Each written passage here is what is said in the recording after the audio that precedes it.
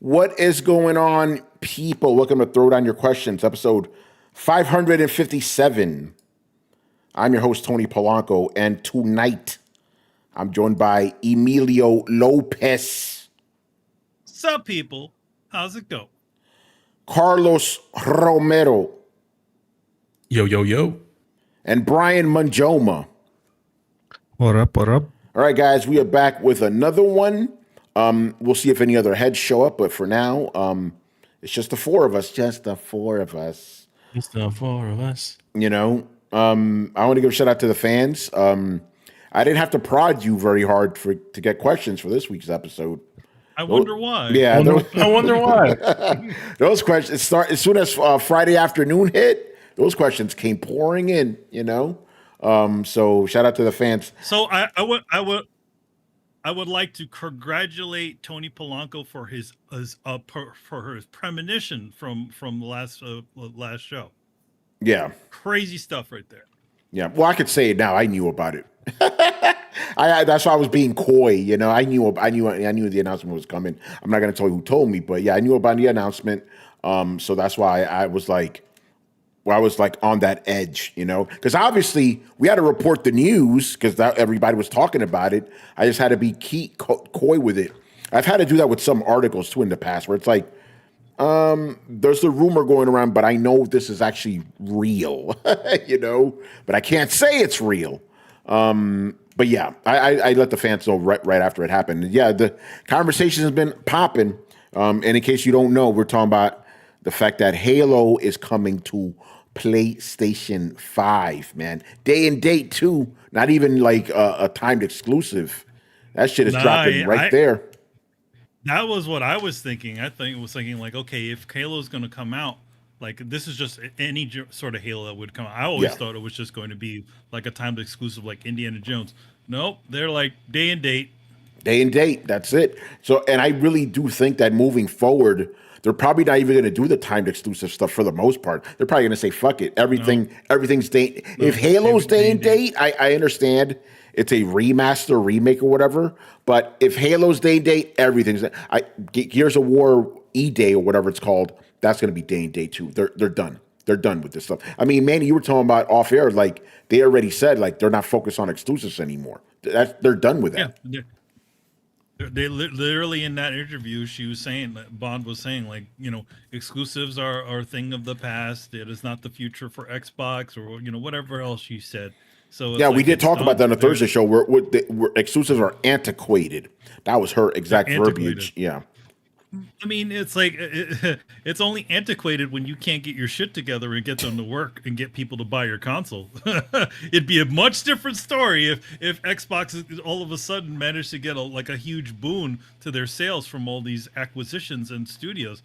People just don't care for it for some reason, so it's done. Yeah, no, exactly. But yeah, you know, before we actually do get to the first question, I do just want to get our general thoughts because obviously this happened on Friday afternoon, no throwdown. You know, we had to wait a day. I, again, this is just my general feeling about it. Even though I knew about the news, even though I suspected even before I knew anything, even though, and I think this part, I think I could speak for everybody here. Even though you knew in your heart that Halo was coming to PlayStation, it is still very weird. It is still very weird. You knew it was coming, but it's like, because I keep thinking like, go back 10 years and say this shit. You would have been laughed out of the room, you know? Yeah, if you were a time traveler and you went back to like when Halo first released on the Xbox, the original Xbox, and you told everybody or yourself, hey, listen, Halo's coming to PlayStation. You'd have been like, you're fucking lying. Like, you're crazy. 10 you're years. Crazy. You know? Yeah. Actually, if you go back in time to 2015, right? Or 2014, you'd be like, hey, man, in 2025, Trump's going to be on his second term and Halo's coming to PS5. Like, wait, the fucking guy on TV's going to be president? What? And Halo, you're crazy. The guy from that guy. The guy from The Apprentice? Get the fuck out of here. The guy from The Apprentice. You mean the what is it? You're fired guy? You're talking about him? Yeah, the real estate guy Yeah. that showed up on Howard Stern. That guy. The guy for but you know, it shows you how crazy the timeline is. So, and as you could expect, you know, even though we've already had all these Xbox exclusives come to PlayStation over the last like year and a half, really, right? Mm-hmm. Despite that, Xbox on Twitter did not take this good. Woo, man. I'm going to say this. I think this is the big difference between all those previous releases. This is the franchise for Xbox. This is the franchise, and it's not an old game. It's not a game that was previously re-released. Yes. You know, like, well, it is an old it is an old game, but no, it's genuinely a new release. Like, you know, Gears of War did release day and date, but that was literally just the HD edition just put out, you know, the existing Ultimate Edition. It's just got a facelift. This is a new facelift, you know? Yeah, this is like a whole new, like, in other words, if they said that Gears of War game was like a total, like, you know, like a Metal Gear Solid Delta level like remake, like, you know, do over, then it would be a different story. And I think that's probably why it didn't get the attention it did. This one, I think, will. Yeah, because it's not just a visual redo, right? You have sprinting in the game. That was never a thing before. You know, there's a lot of other things that they've, like Metal Gear Delta, they've added quality of life stuff to it. This is a remake on a Delta version, and it's brand new in that sense. You know, so but again, for me, it's just like, whoa, Halo. But that's it. That's the third pillar, right? First, it was Forza, knockdown, Gears, knockdown, and now Halo. Done. That's it. It's a wrap. It's done. You know, and motherfuckers didn't take it right. You know, shout out to Kid Smooth. He was like, he's done with gaming. Sounds like me when the Sega went away, you know, Sega Dreamcast. Yeah. When the Sega Dreamcast died. I mean, here's the thing. Yeah, like, but here's the difference, though. I was 19 when I said, or 20 when I said that, right? This dude's like 35. That's a different story. Yeah, I mean, you know. I mean, yeah, like you can excuse like maybe childish yourself being childish at like 19 years old, but it's like a 30-year-old guy's like, nah, I'm done with gaming. It's like, dude, listen. You're still going to be getting the games that you want. The only problem is it's just not going to be. And the platform is still going to exist. The only thing is that you're getting all pissy because you're not getting, it's not exclusive to whatever you think. But it's like, guys, if your console was doing well, this wouldn't have happened. Yeah. And by the way, I just want to be clear about this. I'm not singling out Kid Smooth. I'm talking about all the Xbox guys. Oh, no. I actually genuinely like, we don't agree, but I actually do like that. But I'm not singling him out, but I'm using him as an example for like the larger fans. He is taking it easier than somebody else I can talk about. Woo! He just put out a video and said, I'm done, bruh. Some other guys have been just tweeting nonstop for 48 hours. Like, whoa, you know? Yeah, I mean, it's like, because it's like, what, like, especially the way like Xbox started, you know, it's like, oh, you know, we're the hardcore, we're the community, we're the this, we're the that. Where the fuck did all that go? It sounds like it went with all the people they fired, to be honest. I think so, man. Or some of the people who quote unquote retired, like what's his face, you know, who was the Major head of Nelson. Xbox Online. Yeah, Major Nelson, who retired, giant quotes. You know, they probably pushed him out. Both him and former Blizzard guy, right? Is it former Blizzard guy or former Bethesda guy? Yeah, him and Michael Barr don't sound very happy about the way things. Oh, Michael Barr is salty as fuck. Is salty. You get little jabs out of Major Nelson about some shit too when it comes from when he tweets little things on his end. Yeah, but Barrow goes through the throat. He's like, your console's dead. Like my man goes for the throat. Like something happened over there. It's like somebody made this joke and I kind of like it. It's like I want somebody to like go to Mike Ibarra with a little doll and be like, where did Xbox touch you? You know?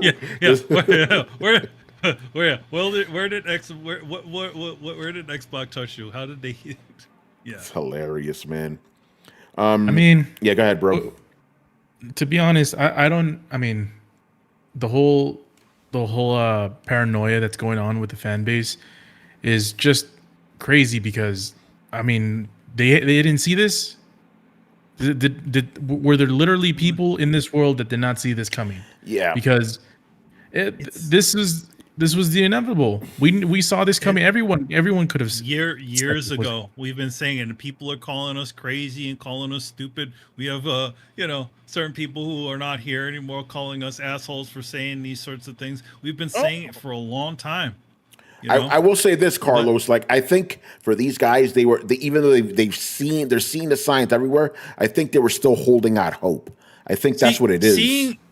Seeing is also believing, and I also think also the fact that Microsoft is not using the words third party in any of this, like Sega, like literally just saying, we have ended, we're going to keep the Xbox out, but we're going to be officially third party from this point forward. Like literally make a clear message that says this to people, but they don't want to say it for some silly reason. Maybe because they think it'll affect some of their sales, but at this point in time, what does it even matter? And I think the whole reasoning why they're even pushing day and date releases is because I don't think Indiana Jones or any of the other releases that released off the time, like after they released before, did very well. I think once the FOMO is over, I think it's just like when Tomb Raider popped up on Xbox first, and then a year later or 6 months later, it popped up on the PlayStation 4. I think once you've had that hype window, then it just all goes out the window when it just gets a second release. But yeah, I mean, we saw the story with Call of Duty and how much money allegedly that the franchise lost because it released on Game Pass. So 300 million, yeah. So it's not surprising. I mean, the age of Xbox third party is upon us. If it wasn't for anyone else, it's more clear now than ever. I mean, they've been signaling about this for years. Xbox Play Anywhere. This is an Xbox. This is an Xbox. It's like they were indoctrinating y'all people into thinking about this way. It's it's better. It's more like they were trying to indoctrinate you, but nobody was listening. Yeah, no, it was definitely they were trying to go for the boil a frog slowly, right, approach. Because think about this, Carlos. What I mean, it obviously what really kicked this off was, hey, we're bringing our games to PC. But just talking about it in recent times was the first thing I kicked it off. We're just gonna try 4 games. Just 4 games. Don't worry about it. We're good. 4 games. That's all. Don't worry about it. Exclusives are important to us. Then those 4 games did pretty well. Like, oh, you know what we call that? We usually reserve this for PlayStation. We're using it here. The toe dip. Manny? The toe dip. Yeah. By the way, Manny, I love how you're frozen right now. Am I? I'm frozen. Yeah. You've been frozen for like 3 minutes. Hey, there you go. You're good now. But you're like, I don't know. Anyway, but we hear you perfectly. But yes, Carlos. That was the initial thing. Right there on this show, we were just like, guys, this is going to be the end of it, And look where we are. I mean, bro, if you have fucking Forza, Gears, and Flight Simulator, how could you be surprised that Halo's there? But like I said, I think these dudes were just holding out hope. Like, no, this is the franchise. Cannot come to PlayStation. Well, it's on PlayStation, son. Yeah, I mean, and also the whole thing with Halo was kind of an eye roll to me. I don't know if we have questions specifically about that, so I'll hold some of my thoughts on that until we get to those. But yeah. Oh, really interesting stuff. Yeah, no. Again, right now, I just want to get everybody's thoughts before we dive into the questions. Hey, Mr. Murdoch. What's up? What, motherfuckers? What's going on, man? No, we're just talking about Halo coming to PlayStation and the freak out that has happened afterwards. So, what are your thoughts about Halo coming day and date to PlayStation? I think Xbox fans need to stop having an identity crisis about a 2-decade-old franchise. It's crazy. Some dudes are even saying they're done with gaming. Okay, you know what? Just fucking fine. Like I don't even know at this point. Like, people have their egos wrapped up in the weirdest shit. Like, don't get me wrong. Like I'm a guy. Like, look, I like my Xbox. I love my Xbox. I love the fucking Game Pass. Like, it lowers the bar to entry. You've heard me go on this rant before, but like, I'm not gonna go down with a fucking sinking ship. I'm not. I don't love what Sony's doing either. So I guess at a certain point, it's just like the lesser of all evils. But I'm pretty sure that's gonna be, a PC over the course of 5 years and not paying just basic internet access fees. Yeah, that's just gonna pay for itself, man. Like, well, maybe not pay for itself, but you know what I mean. Like, a good chunk of it, like, it just. I think we all need to realize that the people who have built our childhoods, who have built our formative years, who have built all of the greatest things, have secretly stepped away, and insidious imposters have slowly replaced them like the ship of Theseus, right? Except all the wood in this new ship of Theseus is fucking rotten because that's exactly, you know what? I'm going to go with this. This is a fucking ship of Theseus analysis, right? But every time they replace a part, they replace it with the cheapest part possible, right? It's not even good wood. Yeah. Yeah. And so, like, all that we're left now is like hollow. Like, it reminds me of like Universal Studios or something like that. Like, everything's a stage prop, everything's a front, like everything is as flimsy and shallow as fucking possible. And like, it's here's the thing. Everybody who put their love into those things has walked away. All the creators who put their love into those things have walked away. And I'm starting to wonder, as a fan, maybe for the first time, maybe that means it's time for me to walk away too. I mean, like, Whoa. when the creator of their artwork doesn't even care, why should I? If Railroad's never going to finish Game of Thrones, like, why would you start reading it now? He's never going to finish it. So, like, and like, everybody from Dragon Age fucking gone. Like, they don't make Dragon's Age anymore. Let's make Dragon Age now. And it's bullshit. But that's just the way it's going to be, because they have moved on to bigger and better things, and they're never coming back. And so I think identifying ourselves by these flags that are honestly fucking outdated is just another case of fucking divide and conquer by corporate monopolies, right? Like, we should all be pushing back against anti-consumer, abusive behaviors that are just raising the price of gaming and pricing out entire groups of people, right? Like, we've let them get greedy to the point where gaming isn't for everybody anymore, and that does not make me feel good. That doesn't make me feel good at all. So, like, I'm at the point now where I'm just like, I'm done with fucking allegiance. I'm fucking, unless it's to Miyazaki, I will carry his banner into the fires of hell. But I think you do bring up a good point, Brett, where about the creators that is, but it's also like that same sort of idea of rooting for a team and not the players. So let's take the New York Knicks for a second, because since a lot of us are from New York, a lot of the people that built that team are not there anymore. All the players have moved on. Some of them retired. Some of them become coaches for other teams. Is that the same New York Knicks that you remember from the 90s? Nope. No, not at all. They are a totally different team. So you are either a fan, but the thing is that what made that 90s team great? It was those players. It was that coach. It was Latrell Sprewell choking coaches. It's like, why? Like, here's the thing. It's like, why are we still continuing to support a team when you really should be paying attention to the players? The players that make the things that you do, the players that do the amazing things that get these things to happen. as opposed to just, hey, look, we've just banded behind this logo, you know. As somebody from Kansas City, yeah, it's Patrick Mahomes. I mean, the Chiefs are they're fine, they're great, but it's Patrick Mahomes. All right, let's be all fucking honest here, right? Like that man has the strongest back in the world to carry this fucking team. Yeah.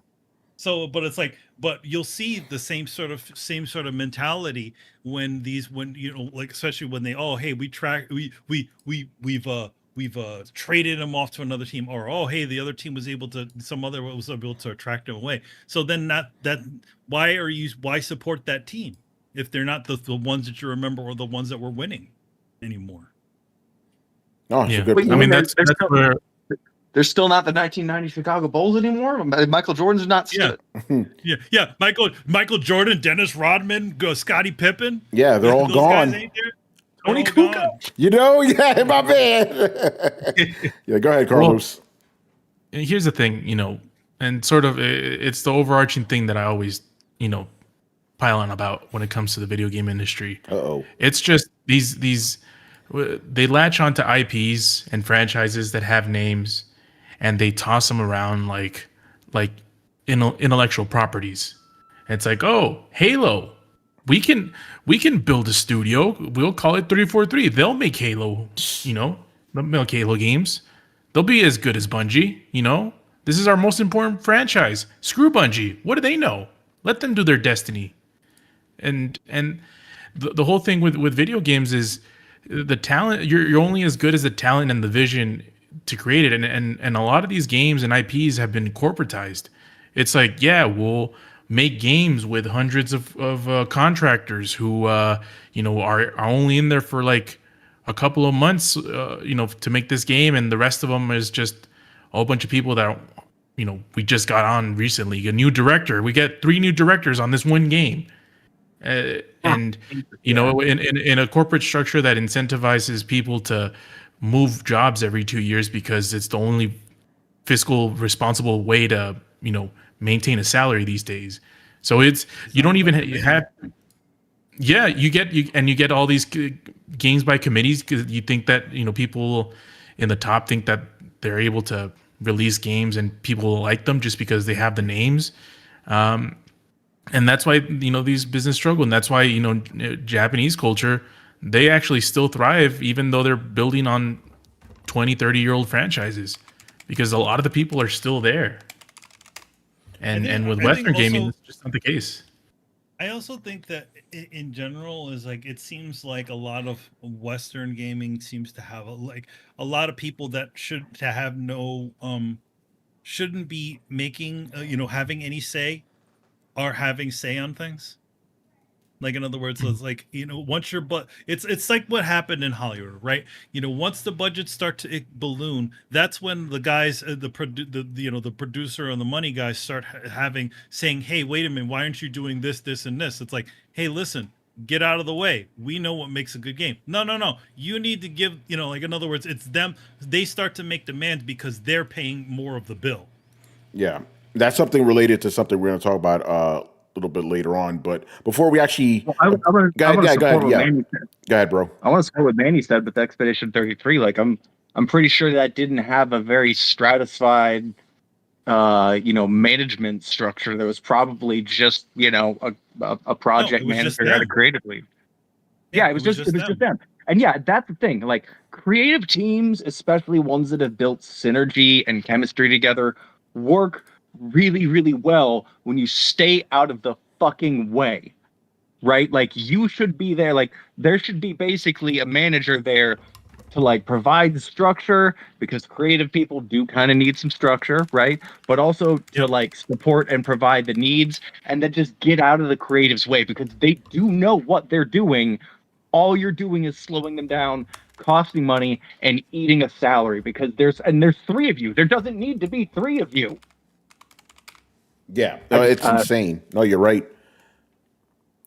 All right, let's. By the way, Brett, all we were doing now was just kind of just giving our thoughts on this, because obviously we weren't able to talk about it since it happened Friday. So now we'll get to your questions, which are about this topic. From Mob Hits, is Halo campaign evolved what Gears Reloaded should have been? I don't really understand this question. No, I mean I get what he means. I think he means that like it's a legitimate like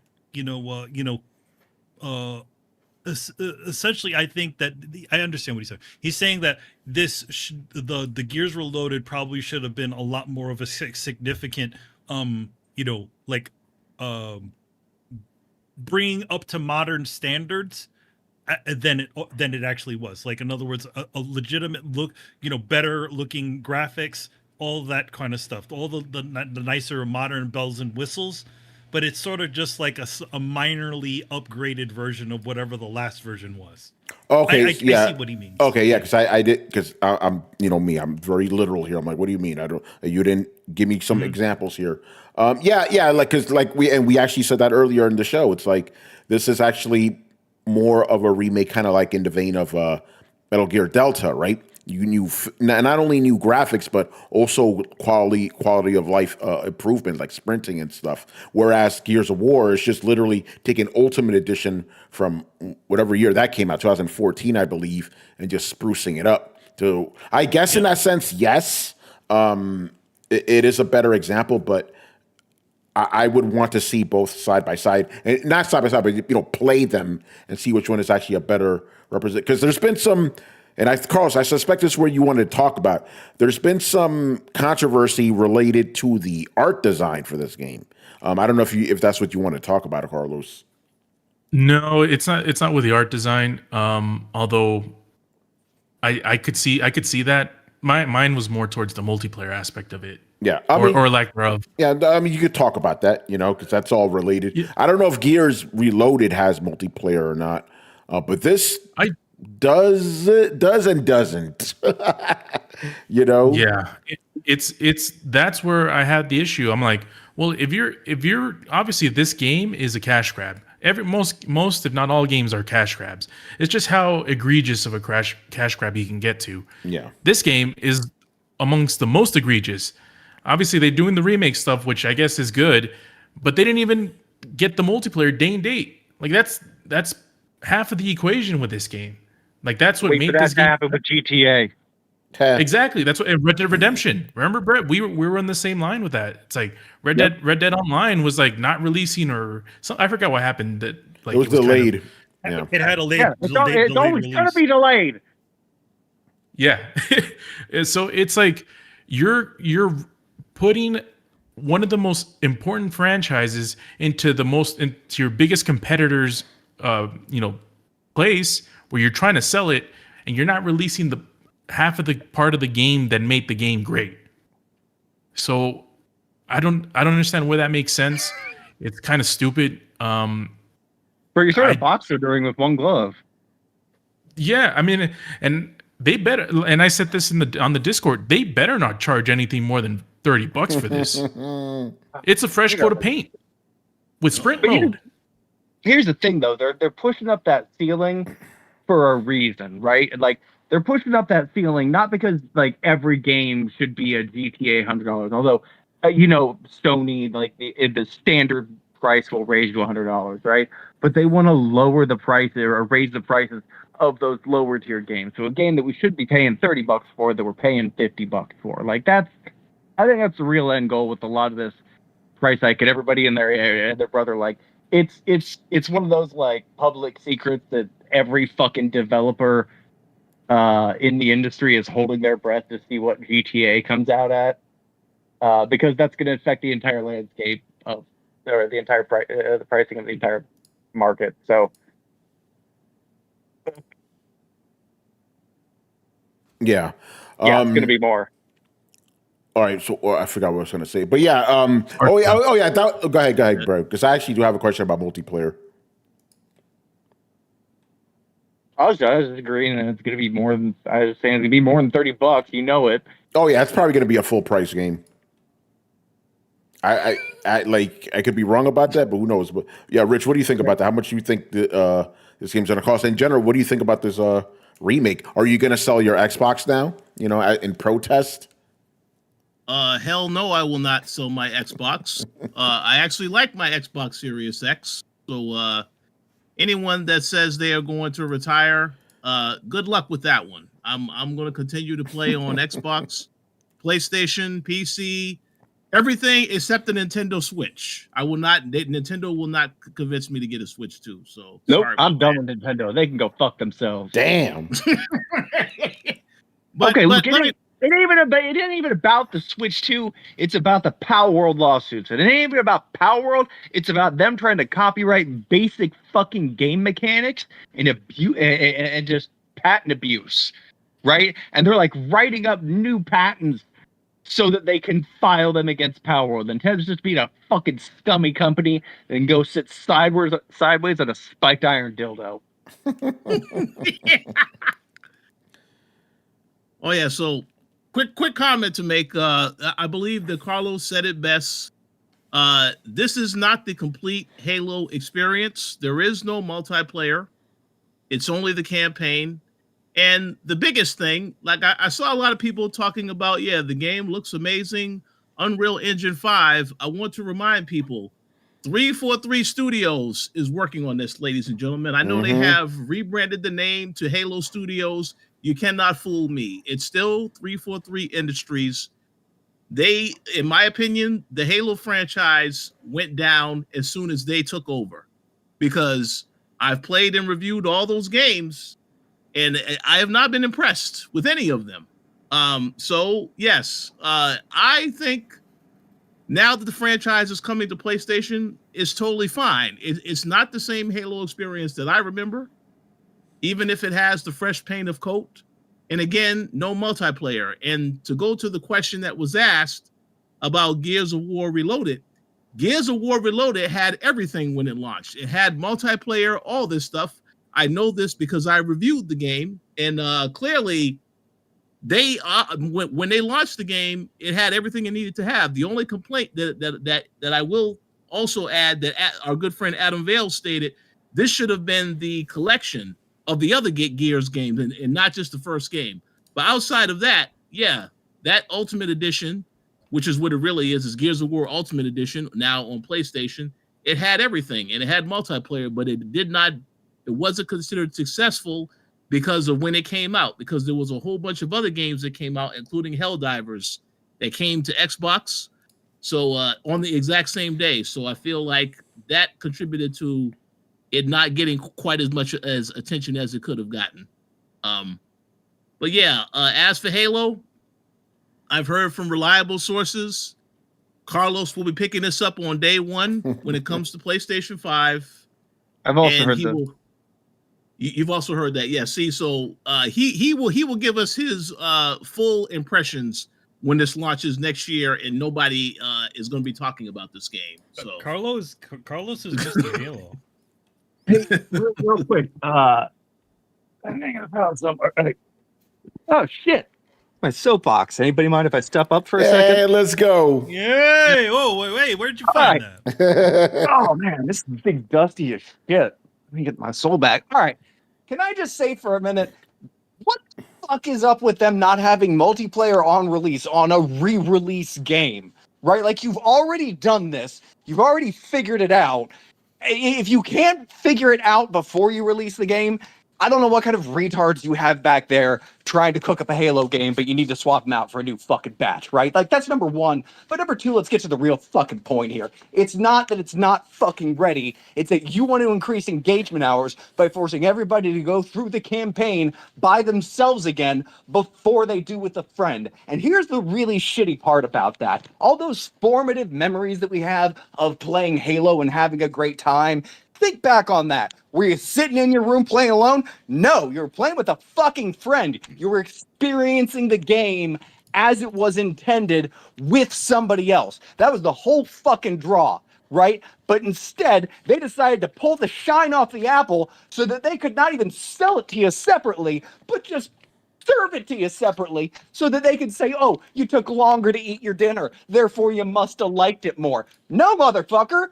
That's not what it's about. It's not about quantity. It's about having a memorable experience that makes me want to come back for the next thing. Instead, you're spreading everything out until it's just thin, dribbled slop, right? This is a fucking re-release. Get your shit together. New games come out with multiplayer. You don't have a fucking excuse. It's just a thinly veiled, like, oh, well, we're probably still just perfecting it. No, you're stretching out engagement hours. Everybody knows what the fuck you're doing.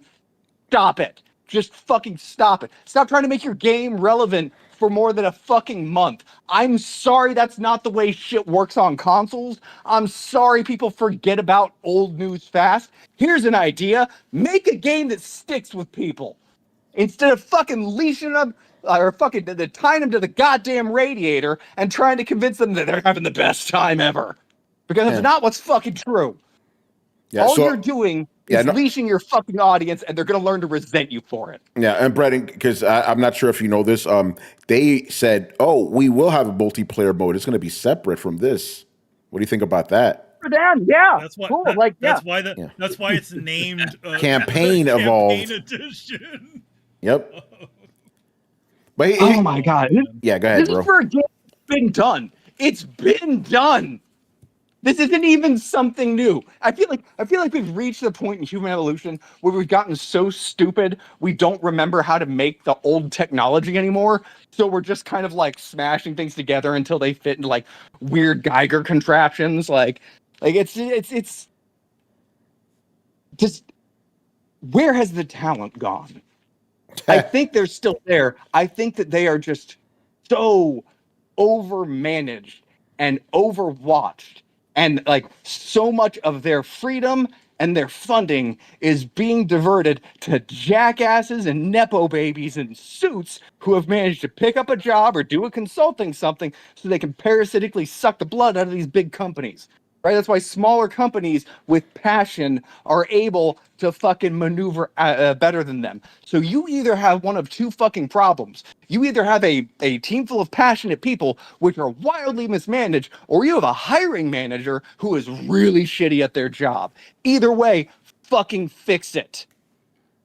Yeah, no, you're right about that. But okay, so here's the question I have, and please forgive my ignorance because I only played like a little bit of Halo, the first one back in the day with my boy Evil Chris, and obviously I played the full thing with Carlos much later.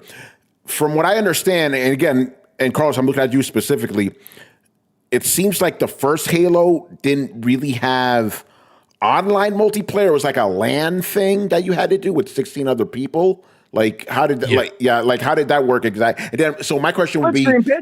Yeah, I know they have split screen. I'm talking about like 16 player. Yeah. If you wanted to get together with 16 players, you had to like have the Halo LAN party. So I guess my question would be, bro, I was there. Yeah, I was there. I can answer this question. Okay, go ahead. Explain how it worked. And then Brett.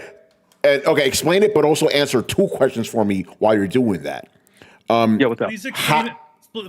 Please explain it to us former Sony ponies. Yeah. So obviously tell us the whole experience, but also how would you translate that to like the modern day, not LAN? That might be a retarded question, but I'm throwing it out there. And then two, did Halo Collector's Edition have multiplayer for the first game? All right, go ahead. I don't know the answer to that second question. All right, Carlos, could the way that we did it back in the day, the days of the Duke. Is everybody fucking lugged their giant ass Xbox the size of two VCRs taped together to one person's basement where you used Ethernet cords to hook them together into some kind of like, think a Rat King, but an Xbox. With what? Xboxes, right? Like, you know what a Rat King is, right? No, the Rat King from Ninja Turtles. Like, that's the only one I know. Yeah. It's a bunch of rats who are party. Just say LAN party. It's a bunch of rats who are tangled together at a tail and makes a big ball of rats. Okay. But like, yeah, so like you basically use LAN cables to hook the different Xboxes up, in basically a ring or a link, and then you just launched it. Now, like it wasn't even always up to 16. Like to get 4 Xboxes together took a lot of preparation that us stoners did not have. So like usually it was like 2 or 3, or if it really came together, it was it was 4. But like these were also the days where we were physically hanging out more.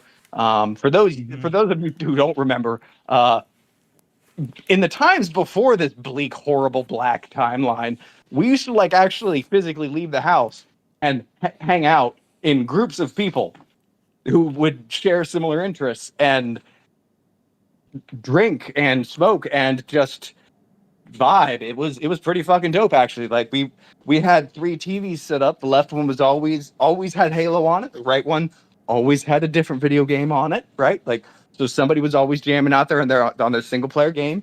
4-player Halo on the left-hand side, movies in the center, right? So it was and then we'd all bring over our Xboxes and we'd take over all 3 TVs. So it was just a way it was as simple as plugging one Ethernet cable into one Xbox and then into another one, and you just daisy chained them. So it wasn't really that hard. It was just possible. Yeah, so it wasn't online multiplayer then. It was just LAN multiplayer. Yes, you still had to be in a physical same space. Yeah. So would you be able to, again, retarded question, would you be able to actually, Carlos, you could answer this part. Did Halo Master Chief Collection have multiplayer for Halo 1? Yeah, well, I mean, even before that, the Anniversary Edition had multiplayer. Like online multiplayer, right? Yeah, online multiplayer. Okay, and online so in co-op. other words, they could have just put that in this shit. They just bump it up to 16 players and you've got a LAN party. Yeah. All right. So they're again, they're just piecemealing. It's like, here's campaign evolved, and then you're gonna have, I'm gonna call it now, online evolved. Yeah, but that's the thing. Like it's not just the online. Like the online is like the battle mode, right? The PvP mode, the thing that Fortnite took over, right? The online campaign is where the meat was. I don't know. I can't speak for all y'all, but like I remember like Halo 2. What was that the one with the metal case, or was that 3? Yeah. All both 2 and 3 had metal cases, but yeah, Halo 2 had a metal case. Like I lived in Hawaii at the time. If I'm getting my time right, because this would have been about 2003, 2002, 2003. Yeah. And I live thousands of miles from anybody else. So like me and my best friend like played through that game campaign online, and it was fucking dope. And played through 3 as well. And then after 3, I kind of just stopped, to be really honest. At that point, Halo had stopped like making forward progress. It was just doing the same few tricks over and over again, and everything got weird and floaty, and the combat just started feeling weird. And oh man, like something changed. Like the vibe changed from 343 Studios. That's what happened. Oh yeah, okay, that's what happened. That's yeah, what happened. That's fair. Yeah, and actually, you know what? You're right, because I do remember briefly when we very, very first started Destiny, right? Like that, like I remember riding up to Tony on my scooter and just leaping off and just leaping into a mission with him, and that right there is the closest I have felt to those old school Xbox LAN party days in years, or since then, and I haven't felt that thing in years, like. And I don't know why we can't seem to capture that lightning in a bottle, or maybe that lightning in a bottle is just Fortnite and I'm old and stubborn. I don't fucking know, man. But old school Halo is magic. New Halo is garbage. Pretty much, you know. I mean, and a lot of it had to do with the fact that it was one of the first, if not the first person shooter in a console that actually worked. Like to that extent, where after the Doom days and all that, like this is like the one, especially competitively and multiplayer, that had a good infrastructure online to play, like in the consoles. That was like not that common, so a lot of people gravitated towards that. But I mean, these days, there's plenty of games that have good online features. There's plenty of games that have good first person shooter stuff. So. It doesn't really ring that same bell as it once used to, and quite frankly, I'm looking at I was looking at the gameplay and stuff, and me and Tony replayed most of the games in the streams. I wonder how well it would resonate to people right now. I mean, you'll probably because you'll get some of the old folks that want it for nostalgic reasons and want it to it's like just to say that I could play it on the PlayStation. But for people for the masses or for the younger generations, I don't know if this type of game is something they'll actually be into. Well, I just kind of had a realization that stunned and depressed me. A lot of people. Okay, so for you young bloods out there who are still in the audience, Halo was the first real like AAA shooter that utilized both thumbsticks in the current configuration that all shooters now use. Before this, we were playing fucking GoldenEye on a three-horned monstrosity that only had one joystick. And that's why everybody chose Oddjob, because Oddjob, you couldn't get a headshot on Oddjob because then you'd have to fucking click down on the bottom down C button a couple of times, and now you're doing belly shots on everybody else. So you got to choose headshots on Oddjob or headshots on the other guys. I digressed, right? Like, Brett, so, yo, just real quick, not just one joystick, the worst joystick of all time. The N64 joystick. That shit was we horrible. had all broken at playing Mario Party by that point anyway.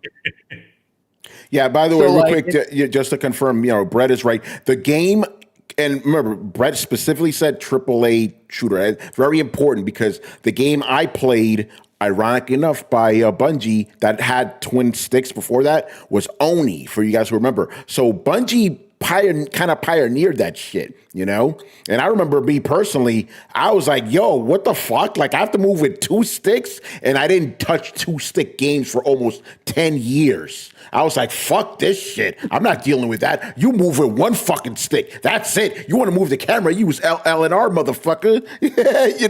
But that goes to show you, Halo was like the first one. Then everybody said, and then I had to get to a point where it's like, fine, I guess I got to deal with this shit, back during the PS3 days. But yes, Brett, you are 100% right.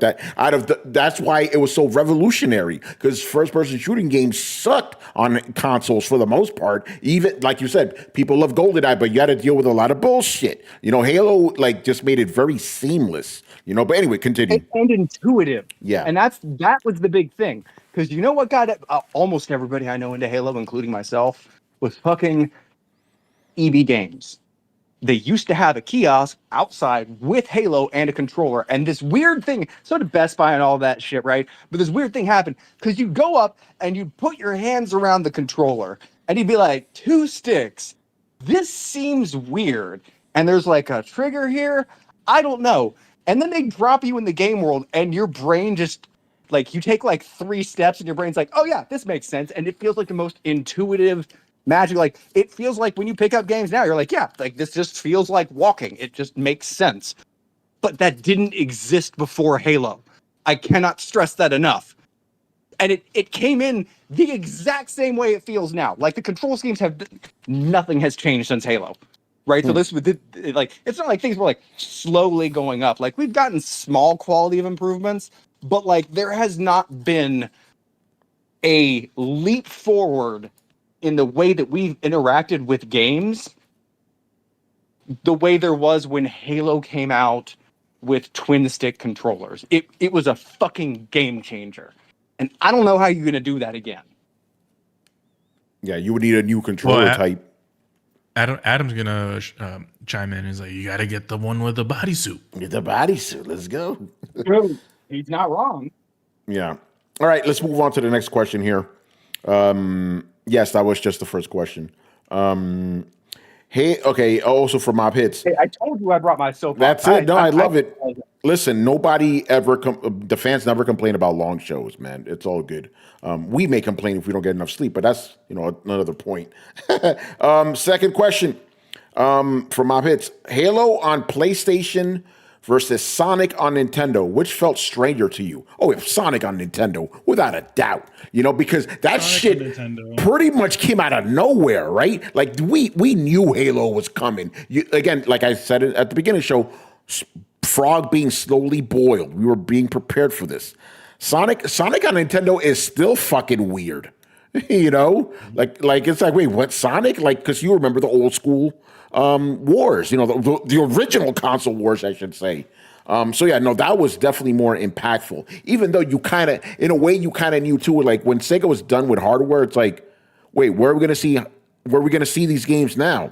it had to be on Nintendo, right? But with Halo, you knew this shit was coming, you know? It's just some fanboys didn't want to accept that, but no, it's still fucking weird till this day, bro. It's still weird to this day. Shout out to Riku. He's still weirded out by, we were talking about that the other day. I think the other thing is it also depends on what era you sort of grew up with. Yeah. If you grew up within the Xbox generation, which is literally right after the Dreamcast had, you know, disappeared, right? That wouldn't seem that weird to you. You know, at least, you know, that because it's always been that way as far as you remember. But yes, definitely it sort of think it's just depends on the generation of who remembers what being classically on what. I feel like everybody would be thrown for a loop if Mario decided to fucking show up on everything. Oh, that would like shit. cause the planet to explode or something. I mean, the world almost went crazy when it went to iOS. Yeah, right? Shit. Funny game. It's crazy. By the way, Yeah. I know the answer for Kids Move. Uh-oh. Yeah, you know. Oh, man, he's done, you know? Like I said, man, when the Dreamcast died, I made the same proclamation. I'm done with gaming. The difference is I was 20 years old and I didn't have a wife and kid, and I wasn't 35. You know, that was the difference. All right, what about the rest of you guys? What's weird to you, Halo on PS5 or Sonic on Nintendo? Yeah, Sonic I mean on it's Nintendo. definitely Sonic on Nintendo. Yeah. I mean, like you guys mentioned, there was it was coming for years, and we've already had like you know, the tea leaves were I forgot how it goes, but The tea leaves were slapping us in the face. There you go. yeah, the tea leaves were slapping you in the face. I mean, we already had Gears and Forza. Yeah. This was just Shout out to inevitable. Shout out to Chris. The Sonic and Mario thing, it was more, and here's the thing, Sonic versus Mario were more directly competitors than Halo is to anything with PlayStation. You know, you could have said Haze or those stupid games. Resistance isn't stupid, but it paled in comparison. But Sonic and Mario, advertising again, like comparing, like be like, Sonic's better than Mario. Like you're absolutely right. Like that shit was like directly handed to you on a silver platter as a comparison during our formative years. 100% right, man. Mm-hmm. But yeah, I don't think there's any contest. Genesis does. That's right.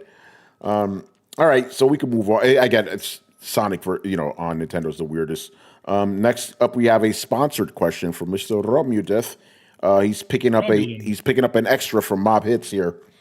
Do you guys think Phil Spencer being the head of Xbox was the best thing that happened to PlayStation this generation? I think he's trying to imply that Phil Spencer, this was his decision. This goes back to what we were talking about before the show, Manny. I don't think Phil Spencer had anything to do with this. I think it was Amy Hood and her mandate that Xbox had to have a 30% profit margin that dictated this shit. I think after the Activision deal happened, where they spent $67 billion or whatever the fuck it was, Phil Spencer's hands have not been on the wheel at all. Satya said, "Nope, you ain't driving this shit anymore, buddy. You go in the back seat." Yeah. I think. I don't think it's. I don't think it's a Phil Spencer thing. I think it's really more of a. To be honest, I think the acquisition was going to be the thing that they thought was going to attract people. But I think that once they saw how much all of that shit cost, they're just like, you know what? It'd probably be a better idea if we did essentially third party eventually, because how else are you going to pay for all of that sort of stuff? They spent a lot of money, and I know it's part of the same. I can't remember how certain corporations work, but like some of them where they spin off another company within their, like a spin-off company, and that has its own profits, it has its own things. I don't know if it's directly connected to Microsoft, but again, since she's saying, hey, you need to have a 30% profit, that means it sounds like the best way they can do something like that is putting it on everything that has a fucking screen. Yeah. And this is why we had the studio closures. This is why we have the upcoming $70, $80 games or whatever they're going to be. This is why we're raising the price of the consoles. Like all this shit. The consoles and the development kits. Yep. And the development kits, yes. But yeah, it's not. Phil Spencer has not been in charge of Xbox for a while now. And I could Yeah, tell you this is that. this next console is Xbox's last. Yeah, I honestly believe that because they've already been developing it, so it's going to come out. But I do think it's going to be the last Xbox console. After that, they're going to go full third party. They're finally going to admit it that they've gone full third party. And again, just look at their actions. It's all leading to this. And it's been happening for 10 years now. So just get ready. Yeah, you want what's his face to Harvey Dent's Two-Face be like, say it. That shit scared me in the theater. He yelled that out of nowhere, man. I'm like, damn. No, they made sure to put that shit really loud. Like to fucking scare the shit out of you. So I think the question should be: is Amy Hood the best thing to happen to PlayStation? Well, I'll answer the question differently from you guys. No, because to answer the question, the overall question, no, it wasn't good for PlayStation because PlayStation sucks. Damn! I'm sorry, PlayStation. We lost half the audience. I don't want this. We and I used to subscribe to this, and I still do. But the mantra is competition makes for better games. It's like Microsoft ain't doing anything to put Sony's feet to the fire and make them make any games. Maybe one or two a year, and that's it. So it's like, no, it's the fact that Phil was at the head, and I'm pretty sure he recommended the deals, all these acquisitions to Nadella, because obviously they had to sign off because these are their massive purchases, and Nadella says, we're gonna get our, Phil always pays his debts, and that's at the expense of a 30% margin rate for their stuff, and yeah, I mean, this doesn't help PlayStation because PlayStation is not in a good place right now. It's selling well, yeah. For all the PlayStation folks who defend it left and right, they always come up with the numbers, and I'm like, yeah, if all you care about is making as much money as possible, yes, they're winning. But if you're a PlayStation gamer, right now is the worst time to be a PlayStation gamer. Unless all you care about is the fanboy wars and you care about, laughing at your competition because they're putting their number one mascot into your consoles. And you have all these different things you can talk shit about. That's the only way you're winning, but not by playing games because there aren't that many games. I mean, go see Yote. Hold on, bro. You go ahead, but I have this shit bookmarked. The amount of exclusives they release every generation. Go ahead, Rich. Oh, I was just going to piggyback on what Carlos said, and I welcome a lot of people to come after me. No, PC is the best platform to play games on. I've gone through this a couple of years ever since I got a PC. Now I understand why people love PC. Yeah, this is the place to play all the games on. Well, continue, Tony. Yeah, no, I'm trying to find this tweet real quick. Keep talking a little bit because here I found it. But go ahead, bro. Go ahead. Quick shout out to Brian that probably has a smirk in his face right now. Oh, Brian's playing a long game. All right, guys, I may have to read this every other week. This is important, right? Because I know there's some PlayStation fans that are very upset right now over what Carlos just said. All right. Uh-oh. PlayStation 1 had 454 exclusives.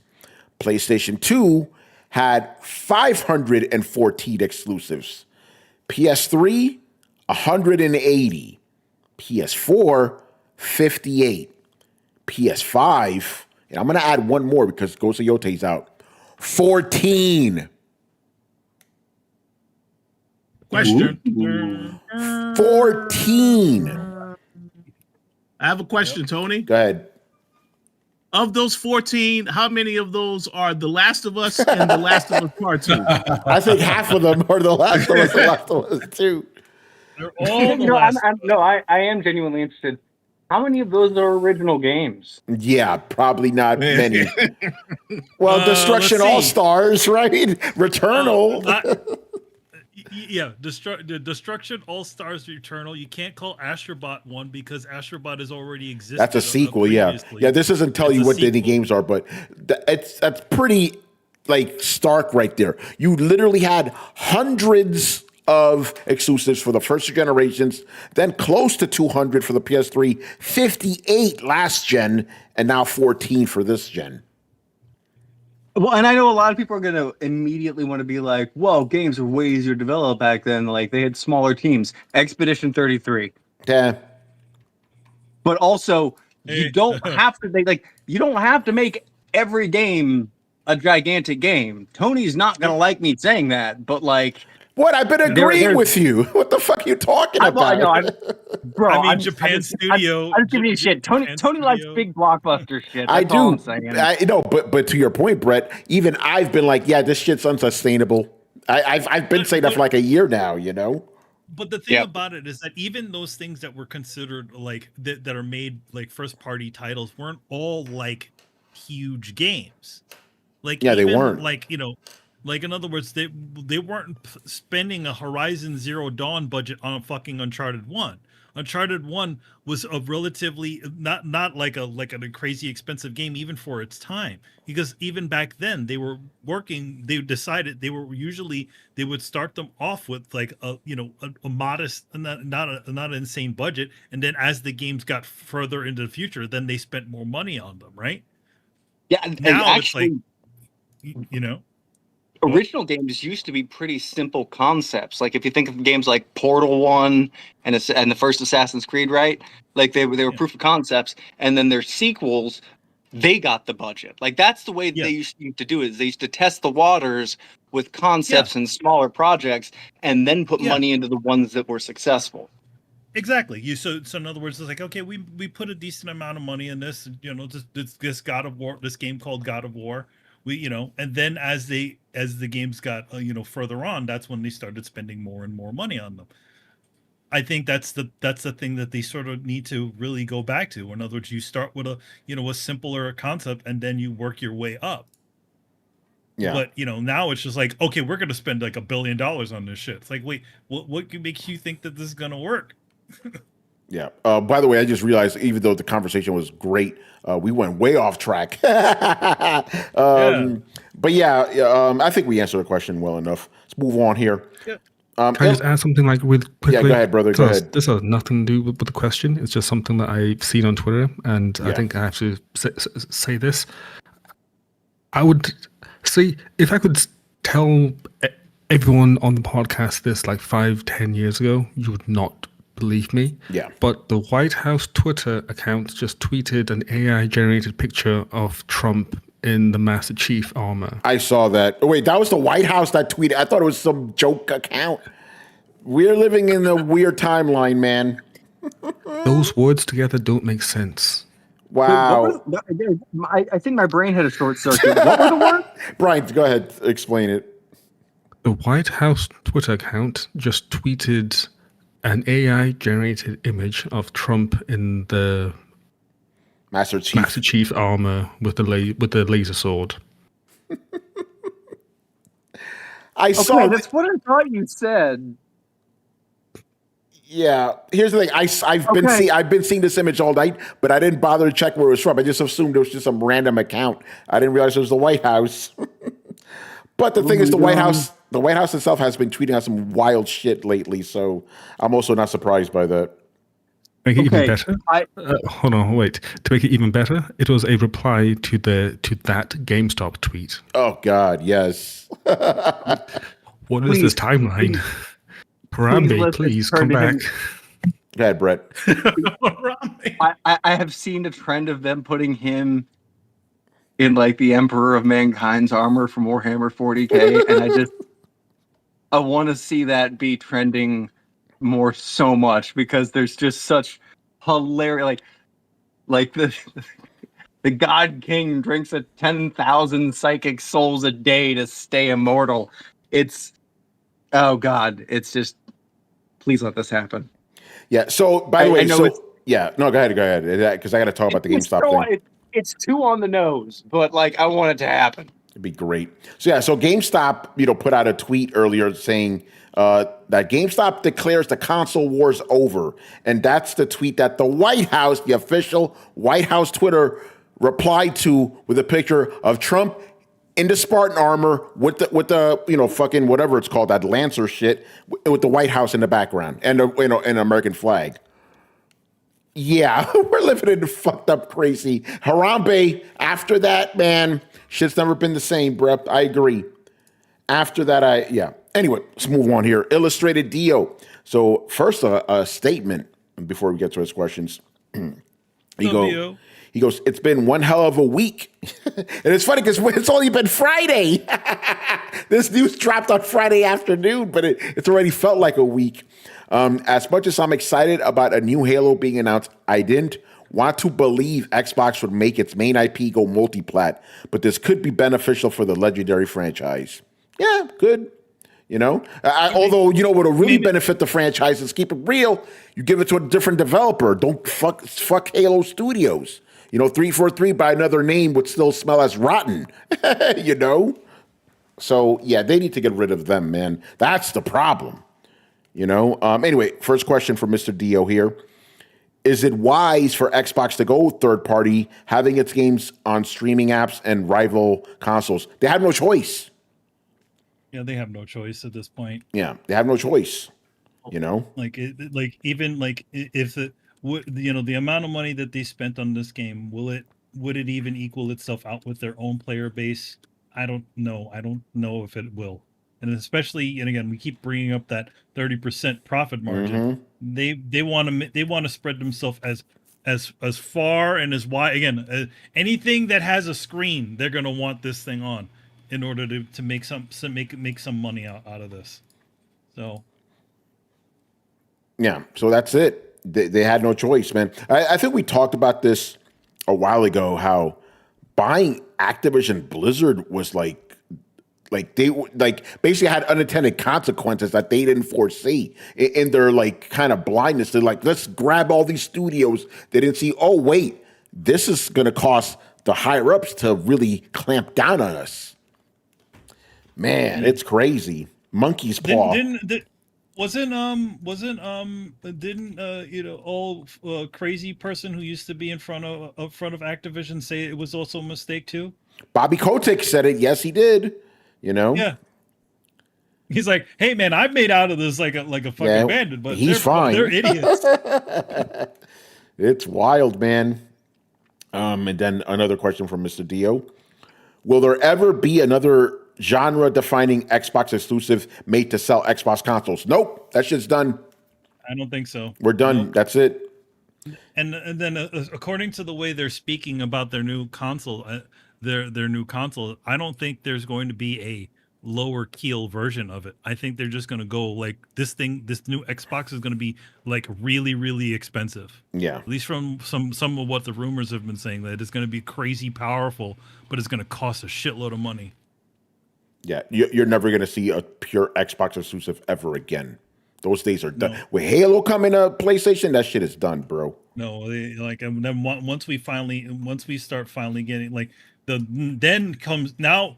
Okay, so we had our official new game, which Indiana Jones, which was not day and date. Now we have Gears of War E-Day. Yeah, which is a legit new game. That's going to be day and date. I guarantee you that. That's going to be day and date. Yeah. By the way, Brian, 2 hours ago, GameStop tweeted an AI image of Master Chief in the White House shaking Donald Trump's hand. And what is this timeline? Yeah, and it's in response to another tweet from a kind of called Rapid Response 47. I'm guessing that's something with the president. And the tweet was, number 9, President Trump presides over the end of the 20-year console wars. What timeline is this? Where are we, man? These are from official accounts. Look at this one. Hold on, We've escaped the darkest timeline. We're in at least the weirdest timeline. All right, so we're like in Twin Peaks universe now. We're just there's people, there's little like a little person talking backwards and shit. We're in the fucking We're in the red room with the curtains. Okay, so this That's where account, we're right now. it's the official White House rapid response account supporting President of the United States' America First agenda. So they're the ones that tweet out number 9. I don't know what number 8 or 7 would be, but yeah, number 9. President Trump presides over the end of the 20-year console wars with a little peace bird after it. Go ahead, Rich. Maybe that's just like the 9th war that he's presided over the end of. Oh, thank you. That's what it is. Because yeah. So I guess the other 8 were the other 8 he stopped. Okay, I get it now. Trump, you didn't stop the console war, motherfucker. You can't take credit for that. Anyway, go ahead, Rich. I just have one question. Will that account address some certain files that everyone has stopped talking about completely? That's my only question. Oh, now we can move on to the next topic. It's what files? What are you talking about? I don't know what that. Yo, I remember when Microsoft Flight Simulator came out. You know, the original one originally came out on Xbox. Motherfuckers were flying to Epstein's Island. Hilarious. All right, man, let's move on here. Assyrian Air Force.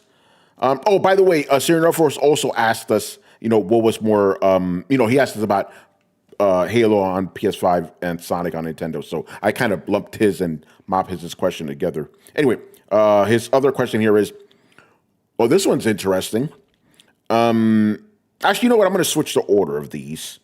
Did Xbox Game Pass extend Xbox's time in the hardware space? I don't understand this question. Manny, I'm looking at you. Maybe you understand it. Did they extend their time in the hardware space? Yeah, I don't understand what that means. Assyrian Air Force, if you're in the chat, because I saw you before, maybe you could explain it better because I'm honestly lost. It's sounding like did Game Pass sell Xboxes? I don't think it did. Well, if like, let's say, for example, Game Pass didn't exist, would we still get another console next generation? Like that's sort of where the question is I don't see why we wouldn't. Yeah, I agree. Yeah. I feel like we kind of would still be around the same place. Yeah. I don't think Game Pass has had that much of an impact, negatively or positively. Like I don't like a lot of people saying, "Oh, it hurt Xbox." I don't really think it has, but I don't think it's benefited it that much either. Overall, I know for individual people it has, obviously, but I don't. This may be shocking for me to say. I don't think Game Pass has been a net negative overall. Even though there are some issues with it, obviously, but I don't think it's been detrimental. So I'm not really sure I understand. Oh, okay, Carlos, you got it right then. Assyrian Air Force said. Okay, so we got the question. Okay, that's good. But yeah, that's my answer. I don't think it's hurted or, I don't think it's hurted. Basically, if Xbox Game Pass didn't exist, we would still get another console, Unless anybody thinks otherwise. We're still going to get a console. Yep. Yeah, I think more than anything, Game Pass is sort of the escape hatch from this whole console stuff. Where whenever they need to make that pivot, they got one of those escape pods to go in right before the thing goes crashing down. That's funny. All right, so his other question. This is really more for the hardcore Xbox guys who've been there since day one. So I may not actually be able to answer this question because not me. Yeah, well, we need. So it would be Carlos, Brett, and it would be Rich Adam. probably. Yeah, I'm talking about for the guys who are here. Oh, okay. Yeah. Okay, because obviously Adam can't answer because he's not here right now. He's at that TV terminal right now. So So oh, I fucked up here. Good thing on Google you can just erase shit. Oh, I was looking at the wrong spot. Okay, what are everyone's favorite games from each Xbox console? So that's the OG Xbox, the 360, the Xbox One, and the Series X. Again, I'm bowing out because I legit can't answer this because I only own the Xbox One and I barely played it. I can kind of answer it. All right, go ahead. So you got to go for each one. I'll let the real guys go first, and I'll go at the end. I'll start with Carlos. for each Xbox console. The first generation is definitely Halo 2. It's not even close for me. It modernized multiplayer on the console. It sort of made it more attainable for people that never experienced it on a PC. So, for people like Fortnite, Call of Duty, all those games, they pretty much owe everything to Halo 2. And Halo 1 before it, and Halo 1's great too, but it's just, it didn't have the online stuff. The campaign was just as good. I feel like they're pretty similar. So always get the heads up to Halo 2. The 360, and these aren't exclusives, right? Because for me, it's Fallout 3. It's not an exclusive Xbox 360 game, but that's where I played it. Fallout 3 for me is one of the best games. It's in my top 5, I think, still of all time games. So I got to give it to that. Mass Effect 2. What am I thinking? Excuse me? That's another one in my top 5. I also played that on my 360. So Mass Effect 2 and Fallout 3 is number 2. On the Xbox One, oh man, I'm trying to think what I played. Ori. Ori's that counts. Cuphead. I'm trying to think which one I like the most. I'll give it a Cuphead. F it. Cuphead's a great game. The great series. I wish it was. It was, yeah, right. I don't know what the hell happened, but Cuphead's great, man. I had a lot of fun. A game that, for as difficult as it was, a lot of folks in the online space, in this early streaming space, really gravitated towards. I think Tony even streamed that game too. Yeah. I think I'm just going to jump in. That's probably my answer for Xbox One just by default. Although Ori does come in second, I streamed that and I made some Xbox guys look bad because I'm a PlayStation guy and I'm beating this hard ass game that they can't even get past.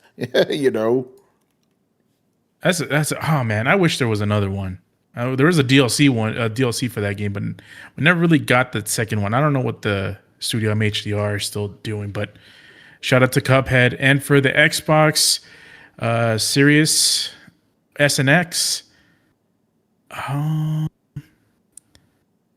Expedition 33 probably. I'll probably be it. That's what I played. I played it on.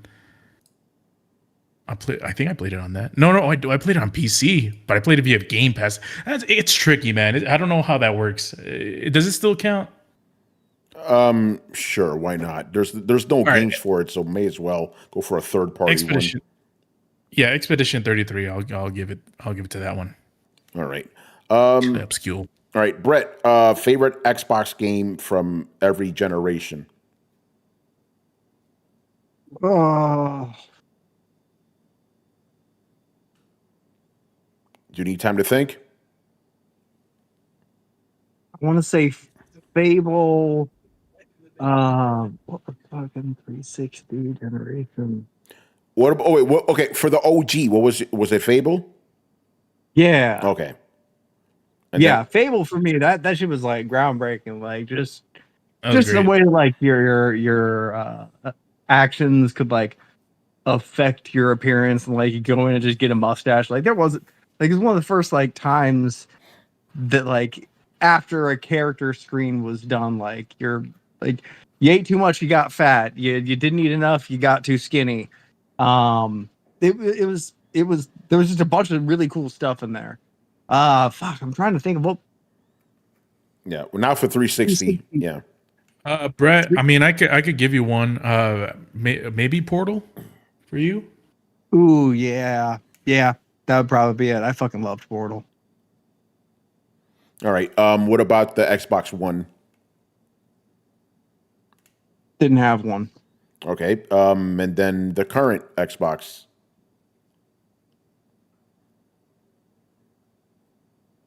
I know it's tough. What do I have? Like 4 failed games to choose from? Like, what What do we have? What do you have? Redfall. Like, what are? Hold on. What are the Xbox? I got one for you, Brett. What's that? Grounded. Grounded is dope as fuck. I will say that. Well, there And you I got go. one for you for the Xbox One. Sea of Thieves. Did that start in Xbox One? Yeah. Oh shit. Okay. Well, there you go. Carlos doing the heavy lifting. Good stuff. Rich, what about you? Favorite Xbox game from every generation? Oh, well, there's so many. There's a lot. Let's start with Xbox OG. Okay, Star Wars KOTOR, I believe. Yeah, that's for one. Knights I know of the about- Old Republic. Yep. Yep, that was BioWare. You know, still, and Carlos made me very angry when he mentioned Mass Effect because I remember Xbox had an opportunity to try and acquire BioWare, and they said, "Nah, son, we're not doing that." So, yeah, that's a bad memory. As for Xbox 360, oh yeah, Shadow Complex. That game was dope. Oh, nice. Oh, Yeah. that's an interesting pick. That was, was it Epic who made that Cliffy B, right? Not Shadow no. Complex. Well, no, that was not him. That was one of those Metrovania games back in the day. Yeah, Orson Scott Card. It was like he wrote it. The guy who wrote Ender's Game, he wrote the story for that. And I believe it was Unreal Engine that game was running on. Yeah. Okay. Yep, that's it. I remember that. Yeah, that was great. Xbox One. This is gonna be a controversial answer. Just give you a warning. I actually like Sunset Overdrive. That was a good game. That's I not played that. controversial at all. Yeah, no, not on this podcast. Yeah, definitely Sunset Overdrive. If I choose something for Xbox Series X, that's tough. I guess it's Hi-Fi Rush by default because all the other games, yeah, they were not as good. The Hi-Fi Rush was good until you know what happened after that. It was so good that Xbox said we got to get rid of this studio immediately. So there you go. We got to tango out of here. You know. So Manny, for the Xbox consoles you did own, what were your favorite games? Well, I actually, the funny thing is, I actually did own an Xbox original and an Xbox 360. Excuse me? Hey, so because you remember, because Adam had did some special things to some of those older Xbox. So I give it the in fact, goodies. I still have an Xbox 360. It used to belong to Chris. Yeah. It's the Halo version of the Xbox 360. Yo. So I would say for the Xbox OG, it's actually a split between two because I do like both of these games, and they were exclusives at the time. Ninja Gaiden, Ooh. shout outs to Itagaki. Shout out to revival of that Itagaki. Ninja Gaiden. So yeah, Ninja Gaiden and the original Splinter Cell. There were some things about it I hated where you had to it instantly end the mission, but it was nice to have another covert ops sneaking type game for again Ubisoft right there, Tom Clancy. Xbox 360, Gears of War, and also honorable mention Gears of War 2. So I'm actually quite happy to have the new gear, the semi remaster, whatever they want to fucking call that thing for that they released for PlayStation. I'm glad to have it. I haven't actually fully played it through all the way. I'm still trying to beat the pain in Metal Gear on extreme mode on Metal Gear Solid 3. So yeah, I have that. I really like that one. And then for the did I own a 1? I don't. It's funny because I played 1 games. Yeah. So I'll just put Sunset Overdrive on there. There you go. Because I did enjoy it. And then for the Series X and S, that we'll go with what Mr. Richard Bailey Jr. said, which was Hi-Fi Rush, and honorable mention. I guess it's not an exclusive anymore, but is what it is. Senua's Sacrifice 2. Nice. That's good. Yeah. Brian, what about you for whatever Xbox consoles you own? What were your favorite games?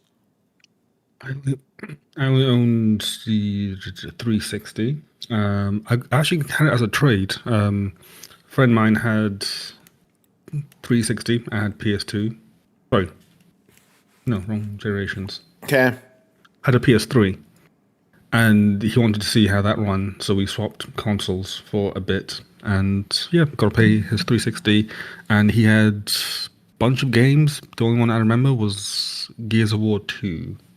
It's a And good that was game. actually quite fun. And never really owned any other Xbox for obvious reasons. All right. By the way, Assyrian Air Force says his were KOTOR 1 for the original.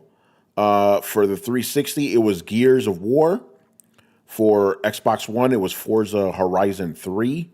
And for the Series X, Forza Horizon 5. So there you go. One subset goes 4 a.m. comes early. Peace. Yo, where you? I wonder if he's in the UK. Brian, what time is it over there, bro? 4 a.m. Okay, yeah, he's probably in the UK then. Cool. All right. Moving on here. Last couple of questions. And these are not Xbox related. These were questions we got earlier this week from again my one of our newer commenters, even though he's been a fan for a few years now. But I love the name George W. Cush. Fantastic name. We're never gonna get tired of saying that one. All right, first question. This one's a little bit of a deep one. Dark Souls is the last game that made me say, wow, these game mechanics are awesome and unique, and the level design is one of my favorites ever. I wish more games were made like this. I know Bloodborne and Elden Ring were breathtaking too, but I feel they are an evolution of what Dark Souls started. I feel since then that no big studio dared to do something so original and audacious, except maybe Kojima with Death Stranding. So the question is, when was the last time that you guys felt the way I did when I played Dark Souls, and what was that game? So basically, what was the last game that made you go, holy shit, like I've never seen anything like this? Not Demon Soul? Not Demon Souls? Yeah, it has to be the last time, not the first time. The last time you felt that. Yeah, Elden Ring. Elden Ring, there you go. Brett, do you disagree with his assessment? Because he says that he says Elden Ring was great, but it's more of an iteration of what Dark Souls did. So maybe that's why he didn't get that feeling. Elden Ring is a culmination, a magnum opus to everything in Miyazaki's career that he has ever touched upon so far. Like I'll be honest, I don't know if you're gonna top Elden Ring. Like that felt like his great work. Like that felt like his masterpiece. And like to go from like hesitantly hyped to like Super Saiyan levels of hyped. But I was trying to hold myself back, right? But I was already clinging to the front of that hype train, and I hear echoes from in front of me of people being like, this might be the best game I've ever played. And as I'm clinging to the hype train, I'm like, there is no way that is true. And then I get there, and it still defied all of my expectations of what it could be. Like, I have never been more hyped for something and still blown away. Like, I think every time when we were playing, we're like, does this shit just keep going? How fucking big is this game? Like, it amazed me on all fronts. Like, I would be happy if the next game were just 75% of what Elden Ring is. It's, holy shit. When you get on that elevator and you go down to the nether world, you're like, God. is Gilbert? What is this? Are there stars? Yeah. Yeah, Like I was just on a regular elevator in a forest, not what is the whole? Oh my god! And they're like, "Where's this roof lead?" Oh, a whole different like area, I guess. Okay, I'm still finding new places in that game. I'm hungry for the next one. Night Range does not scratch that itch. No, it does not. Not at all. Not at all. All right, Carlos, what about you? What was the last game that made you go, whoa, I've never played anything like this before?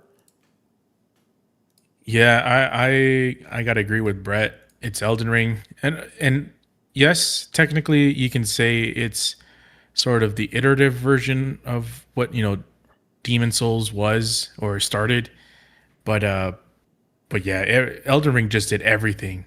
It cultivated everything into one package, and just blew it out of the water. So I think Elden Ring for me is my answer. Yeah. I'll go next. Here's the thing. I don't disagree with you. Elden Ring's one of those games I like think about all the time. But you know me, I'm anal about stuff, so I can't pick it because it's just what I played before, just bigger. So for me, the last game that made me go like, "Whoa, this is weird and different and cool." He said it right there. He gave me my answer. Death Stranding. I was like, the only game I played like Death Stranding is Death Stranding 2. Like that's, but especially that first game, that sense of like, for the lack of a better term, like abandonment and loneliness you feel, like this devastated world. I'm like, yo, this is crazy. And then it's just like pure, unadulterated Kojima. Like some of the shit didn't work, but you just appreciate the audaciousness of it because it's so fucking crazy, But yeah, that was the last time. And ironic enough, one of the other times before that was also another Kojima game, Metal Gear Solid, the first one, when you're playing the game and the credits are rolling. I'm like, what the fuck? This is insane. And I got a similar experience with Death Stranding 2, that intro, you're in the fucking mountain range and shit and pulls out, you're like, whoa, so yeah, that was definitely it. But by the way, I'm not discrediting what you guys say. Elden Ring is awesome, but yeah, that was the last one for me. Like, I've never played anything quite like this. The feeling that it gives me. Like, yeah, you've seen the mechanics kind of in Metal Gear and stuff, but but even that is like, wait, you're playing a whole game where you're just carrying shit around, like, but it works. It's so odd, Were you gonna say, Brett? I will say this. Yeah. I got to give this game a shout out, even though it's controversial. Uh-oh. Cyberpunk, man. That was a good one. It just Wait, when it first came out or when it was finally finished? the definitive edition. After a couple of patches. Eventually. The next Eventually, generation. it lived up to the hype that it was saying it was. Let's Two just more say the graphics cards. By the time it hit the DLC, was like, including the DLC, that game is a masterpiece. Oh yeah, Yes. yeah, absolutely, yeah. Great game. So, it felt like an experience. I don't know. It's hard for me. It's hard to explain just how great it felt playing that game. You just felt immersed. Like I've never felt that immersed in a game, like in the way that Cyberpunk did. I don't know. That game has a very specific vision, and it sticks with it the entire time. That was actually slightly one of my complaints with the DLC. Great, but it didn't have that focus that the main game does. I'm gonna go through the rest of you guys, but I do have to toss these two in because even though I loved Red Dead Redemption 2, it wasn't really doing anything like I hadn't seen before, even though I do think that's like the last genre-defining game other than Cyberpunk. But I was just thinking about the last two games that gave me that feeling where you're like, whoa, what the fuck? Was the very first Assassin's Creed, when you get out of the Animus and you're like, wait, I was playing a fucking video game? What the fuck is going on here? Because I went into the game clean. I was just like, Ubisoft, is this like Prince of Persia? Let me check this shit out. And then all of a sudden it's like, wait, you're playing a game within a game? And then like even when you're in the main world and shit, like the colors look more realistic. There's no health bar, none of that shit, and it's like, and they explain like, oh yeah, the reason you have an HUD is because it helps you, navigate the world. And I'm like, this is crazy, and then the other game, and it was the same generation, Dead Space. We're like, wait, my health bar is on my back? Wait, that's how you locate shit? You like send a waypoint, it just like snakes through the level? So fucking innovative, Man, that shit gets me hyped. But we didn't, have a lot of that in the PS4 generation, even though I guess Death Stranding counts for that generation. But yeah, man. Anyway. Yeah. Manny, what was the last game that made you go, whoa, this is This is something else. Hi-Fi Rush. What was it about that? Because there is no other. As much as you have played, those sort of beat 'em up titles. When have they ever asked you to time your attacks to the music in the game, and that everything in the game is meant to push that forward? Where, in other words, everything moves and does everything to that tune. Good answer, no other game has done that. I mean, you've seen some of those elements maybe on some other things, like also like doing a combo in Devil May Cry or any one of those things. You do need to do a certain type of rhythm, but nowhere in the game does it tell you what that rhythm is. You essentially have to feel it out. As long as you keep the thing to the rhythm, you get those bonuses, and you can defeat enemies better. So it rewards you for it. So Hi-Fi Rush is one of those. That is one that I said, wow, this is something I have not played. The other one would be Gravity Rush, because where it's like, what game that allows you to, other than, obviously that online, what was it, DC Online, where it had that flying ability. What other games really let you fly around like an open world city and think about it like, and thinking about flying in a way that you're not actually flying, you're literally changing the gravity of yourself to where you're falling in a direction. Yeah, so you're not flying, you're falling at all. Yeah, you're falling. You're falling. You're always falling. Yeah, and Falling with style. I have another. And they make it. Go ahead. Hey, hold on. Yeah, go ahead, You're bro. falling, and they do a really good job of making you feel like you're falling. Like how in Yes. some games guns just feel right. In this, it doesn't feel floaty. It feels like dropping. And like even in a game, sometimes when you take a big jump and like you almost feel the pit of your stomach drop, like it causes that to happen. So it does what it does exceedingly well. I agree. And then there's all these different things to sort of essentially assist your directioning. So like she has these big, she has these scarves on her, so that whenever she lands on a surface, the direction of the scarf is where the actual gravity is. So that follows normal gravity, but she's in a different gravity. It's weird. That's fucking innovative, man. All right. I just thought of another game, but I'm not gonna say because I think it might be Brian's answer. And I don't want to steal his thunder. So, Brian, what was the last game that made you go, whoa, this is new? Okay.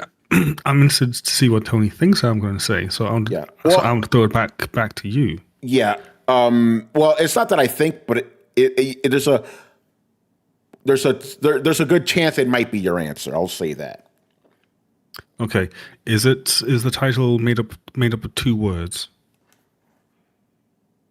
No, it's a lot. It's a lot of words. It's actually a lot of words. Okay, so it's not the one that I landed on. Yeah. Because I went with Dying Light. Oh, that's a good one. For the very reason that it actually felt like survival and horror in a video game, and it was, again, the nighttime was terrifying, and it was amazing, and I love the whole idea that you can attack different body parts, and then the enemies actually react differently. So you make them stumble around and fall over. So yeah, that was something that I was like, okay, this is actually fun stuff. So now I want to see. I want to hear what Tony says. Yeah. By the way, my answer is I think everybody here could agree because we gush the fuck out of this game. But before I do that, every time we think about Dying Light, Brett, I like your response. Like, it didn't need to have that look back button, but it's fucking there. When you press it, it's terrifying because it's true. That button didn't need to be there. It's just there to scare the fuck out of you. Function. If you press the button, you know you're going to die. But you still press it, and you're like, I'm gonna look back, and then when I turn back around, there'll be like a dumpster right in front of me, and you press it, and you're like, oh my god, and then there's a dumpster in front of you, and you're like, why did I do that? I don't know what beautiful fucking mind games they were playing, because the right answer is never look back, never press that button. Good stuff. All right, the game I want to bring up, and this is a game we all gushed about. Those of us who have played it. Brian, it had. I'll give you a clue. It had a certain system that no other game has had. The second you said that, we all gushed over it. I'm like, damn it! How did I forget about this game even existing? God damn it! Shadow of Mordor. That like were your enemy or your rival. Yeah, that was Brett. The Nemesis system. We all gushed about that for like months. You know, that was innovative. It's like, wait, they remember shit that I did to them. Like, this is insane. You know, for example, like I got into the habit of like just jumping into an orc camp, like, you know, while I'm riding a warg and shit. Then one time I'm just sneaking around normally, and they're like, "Yo, you better watch out, man. That motherfucker likes to run into your camps with a warg." I'm like, "Oh shit, they know that too." You know. Here's my thing on that. 5, maybe 10 years ago, I would have agreed with you. Well, you did agree with me 5 or 10 years ago, because we were gushing about it 10 years ago. Yeah, and I've changed my stance on that. Yeah. See, rarely in the advancement of technology do you see an idea birthed singularly by itself, right? TV, there were several people working on it, radio, computers, all that kind of stuff, right? I'm now more mad that they invented it and then locked it behind a wall that we'll all never get to fucking see. Because if they hadn't invented that game, there's a good chance somebody would have figured out the Nemesis system by now. Like, there is a non-zero chance almost all games could have some version of the Nemesis system if that game doesn't exist. In a timeline where that game doesn't fucking exist. Which makes me mad that that game exists. Damn, I never thought about it like that. You're right. Somebody may have independently come up with that. No, nobody told Warner Brothers to go and purchase that company and lock it down. And Warner Brothers are fucking dicks. So. But no, it's a good point, Brett. That's a good point. All right, Rich, what about you? What was the last game that you played that really like made you go, "Whoa, this is new. This is audacious"? Oh man. This is a tough question, because a lot of things that you said I agree with. I love Shadow of Mordor, the Nemesis system. If I'm going to pick something specific that I would say impressed me, I have to go back to Nier Automata. Ooh, because I still think about that game to this day, and I wonder, are they ever going to make another game? Because that game, I remember that was one instance where I tried the demo, and they got me with that demo. The fact that the gameplay shifted, the view of the character shifted when I was in combat and stuff like that. I said, this is cool. And then when I actually played the game, just the entire experience, the soundtrack was phenomenal, the action, the storytelling, everything about that game was top tier for me. Good stuff. But Rich, I think what you meant to say is another Nier game from Platinum, in particular, because we do technically have a Nier game that came out after that, but it was a little bit different. Oh yeah. I haven't heard too much about that one. You have a remaster, and you have a mobile game. So I suspect in general I think it's the only reason why that got made is because those guys at Platinum were big fans of Yoko Taro's work in general. And that's what I think his work needed. It really needed like a solid gameplay in order to get because again, there's no question that any of the plots of his games are, very challenging, to narrative and games and stuff like that. But at the same time, it's like the games themselves were not pleasurable things to play. Yeah. Tony, to date us, Tony having what was it? Reviewed Drakengard 3 back in the day. That was not a good game.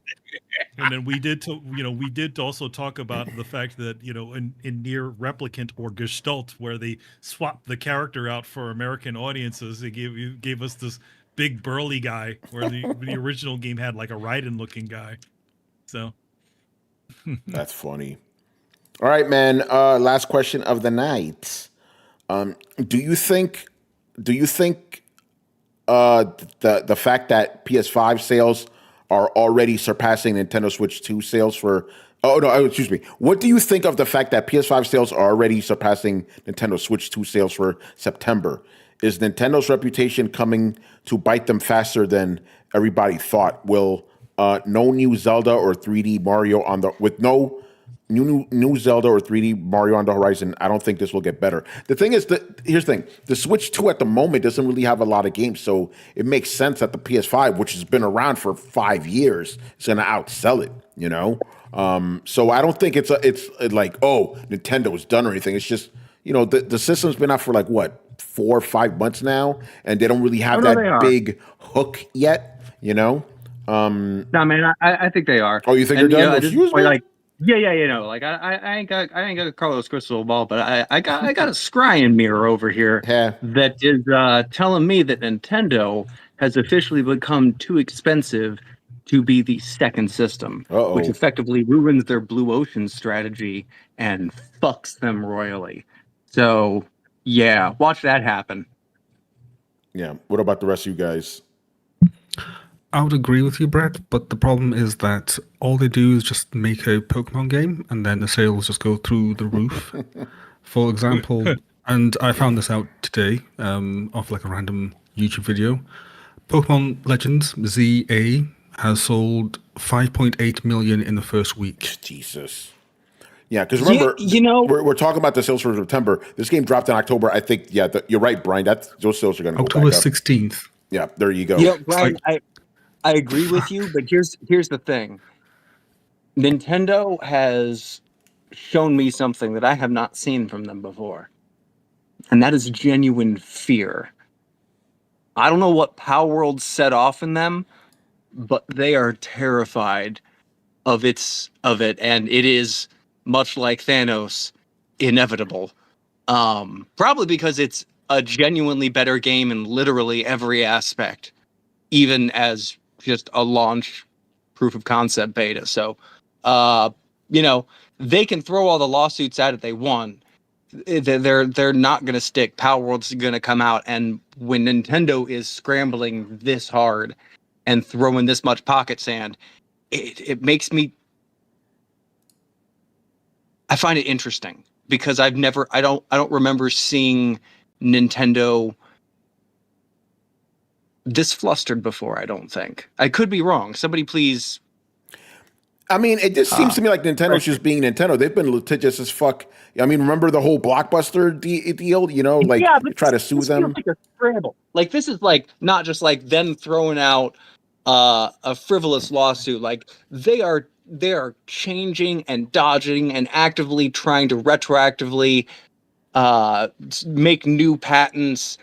Like they are specifically targeting them in an almost mafia boss-esque fashion. Like it's you are really trying to just bury this.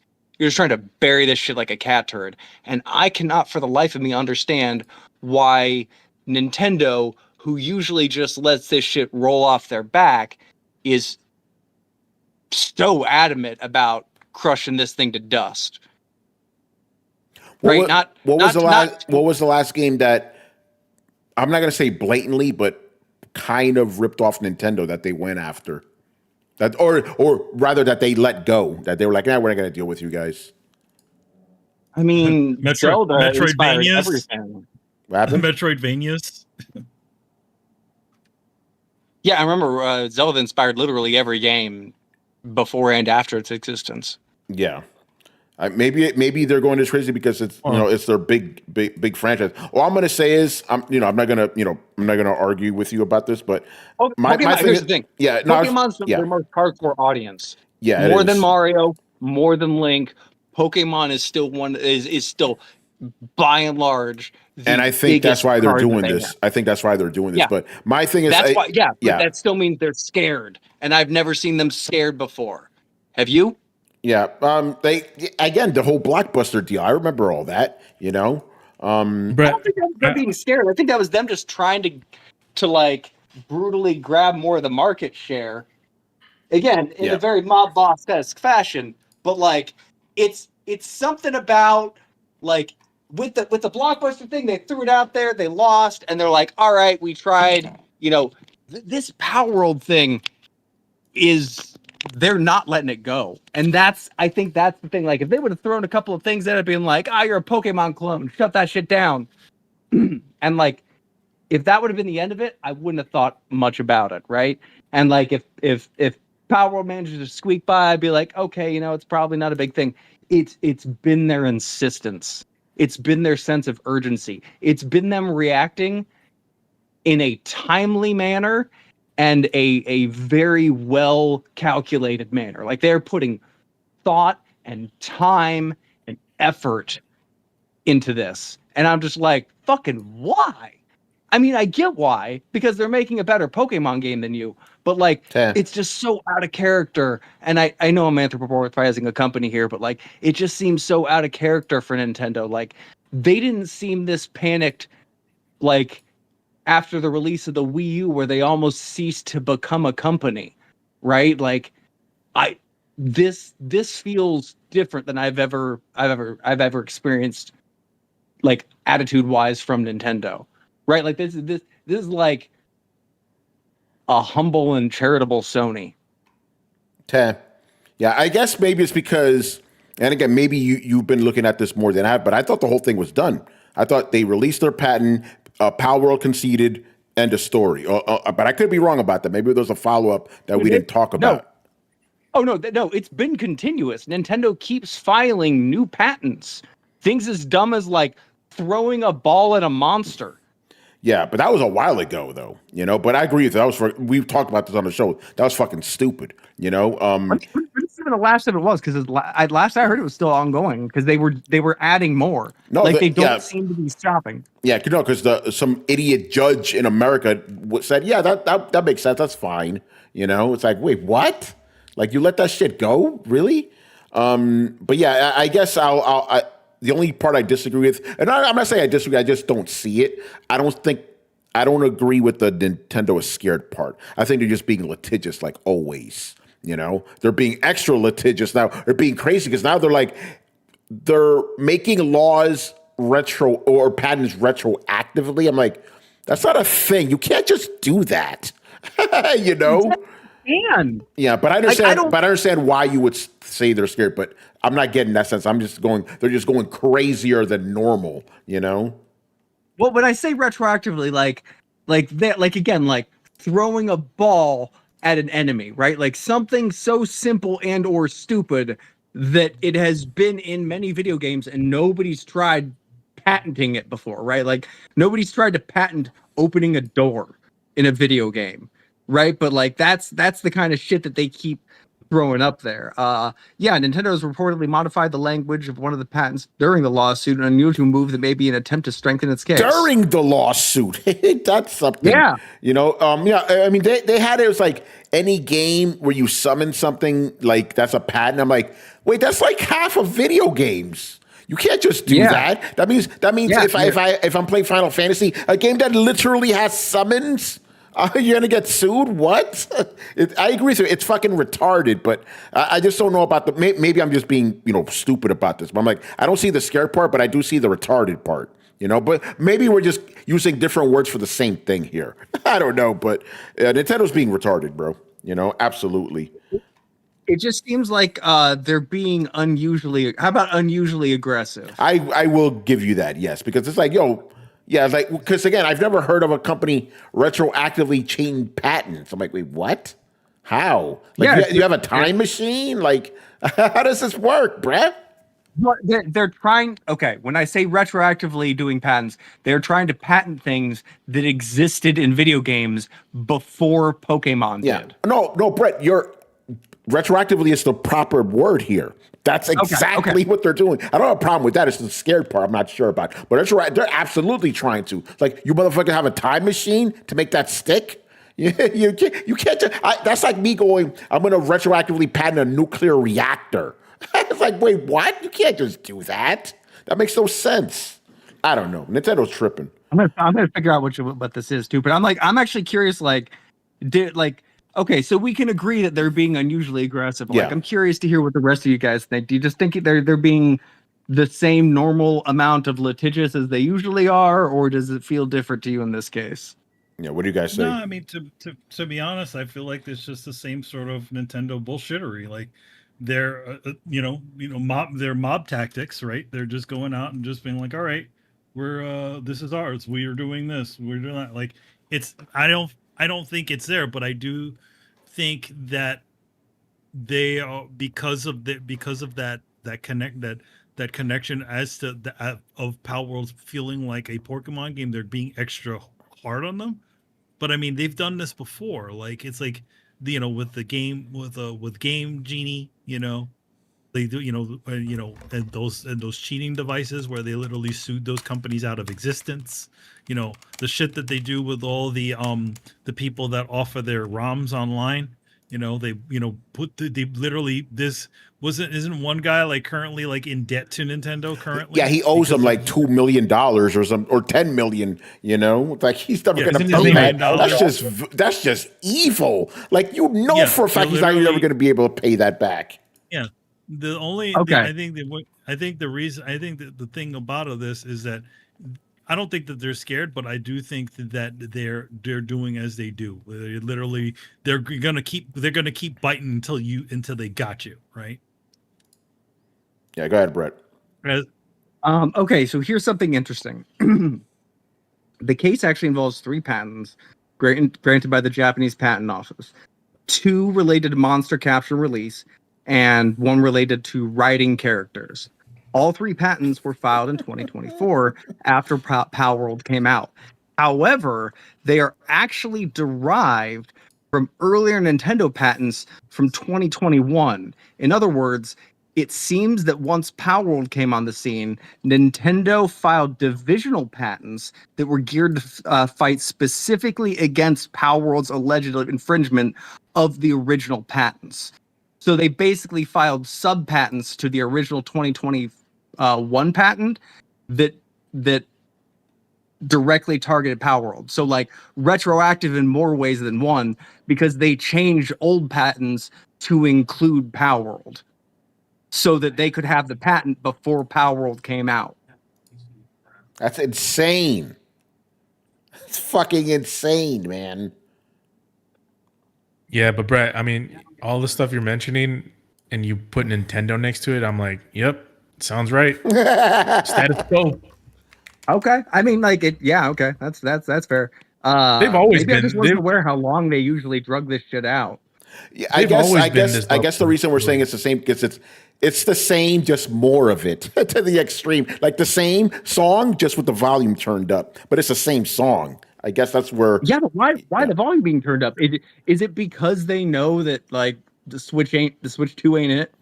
No, it's probably Well, because no, but- hey, this is Pokemon. We got to get these motherfuckers.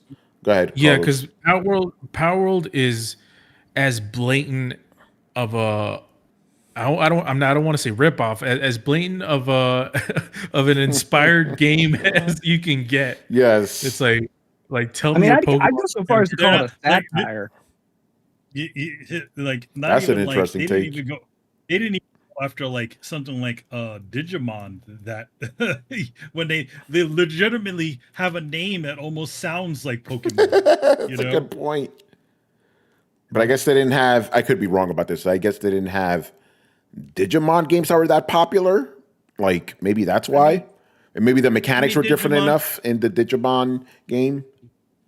Yeah, it's not the same sort of ideas, Yeah, but it is a collecting monster game. Yeah. So yeah, little. Yeah. By the way, I'm assuming there's been Digimon games, right? I legit don't know. Yes. oh Okay. yeah, there Yeah, was Digimon game. In fact, it was a toy. It was for them. It was a toy first, and it was before it was a an actual Interesting. game. And it was an anime. It was an anime. But yeah, And it was an anime. Yeah, Brett, they the also reason- changed the wording of one of the patents in the middle of the case, which is not technically illegal as long as it doesn't introduce any new concepts or technical So matters. crazy. However, this only tends to happen if the litigant, in this case Nintendo, feels the patent is, quote, at a fairly high risk of being deemed invalid in its original form. Yeah, these motherfuckers are crossing all their T's and shit. Yeah. they're changing the goal, moving the goalposts all over the place. There's some fucking Animal Farm shit, you know? It's like, wait, that didn't say some animals are more equal than others. That didn't say that yesterday. It just said all animals are equal. You motherfuckers are changing shit. Like, on this promise from 2021, like, wait, I mean, technically, yeah, but wait, does this say you amended it in 2024? I mean, technically, maybe, yeah, like, yeah, but it is from 2021. I mean, you're not technically lying. And Brett, the reason why the volume is louder on the on this particular case is because Power World sold over 20 million copies. You know Nintendo's mad as fuck. Yep. Okay, so yeah, they fucked with their bag. Okay, that also makes sense. Yeah. Oh, that's exactly what it is. Like, wait, that's supposed to be our buddy, motherfuckers. Well, then make a game that doesn't. Even your new Pokemon game sucks. Go ahead, and Brian. it came out after Power World. So what? Like you had every chance to look at Power World and just blatantly rip it off, and you still chose to release the abortion of the thing that you just made. And I've only seen little bits of it hiding under my rock. I've been going through my own shit, but I've heard the wailing of Pokemon fans drifting across the horizon every now and again, so I know it's not good. Yeah, I can't speak about the game because the guys in my office that are playing it, they fucking love it. Losing their mind. Yeah, go ahead, Brian. What were you gonna say? I guess just to make Brett just writhe in absolute annoyance in many different ways. Sorry, Brett, for this. That Pokemon game cost $13 million to make.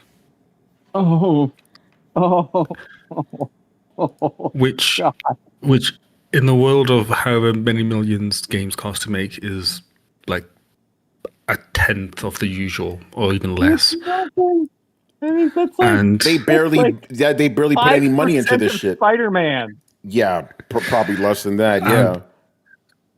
And then it's currently sitting at an estimated $377 million. Fuck. Wait, Brian, In the one that terms just of came how out. much they made. Yes. Oh, damn.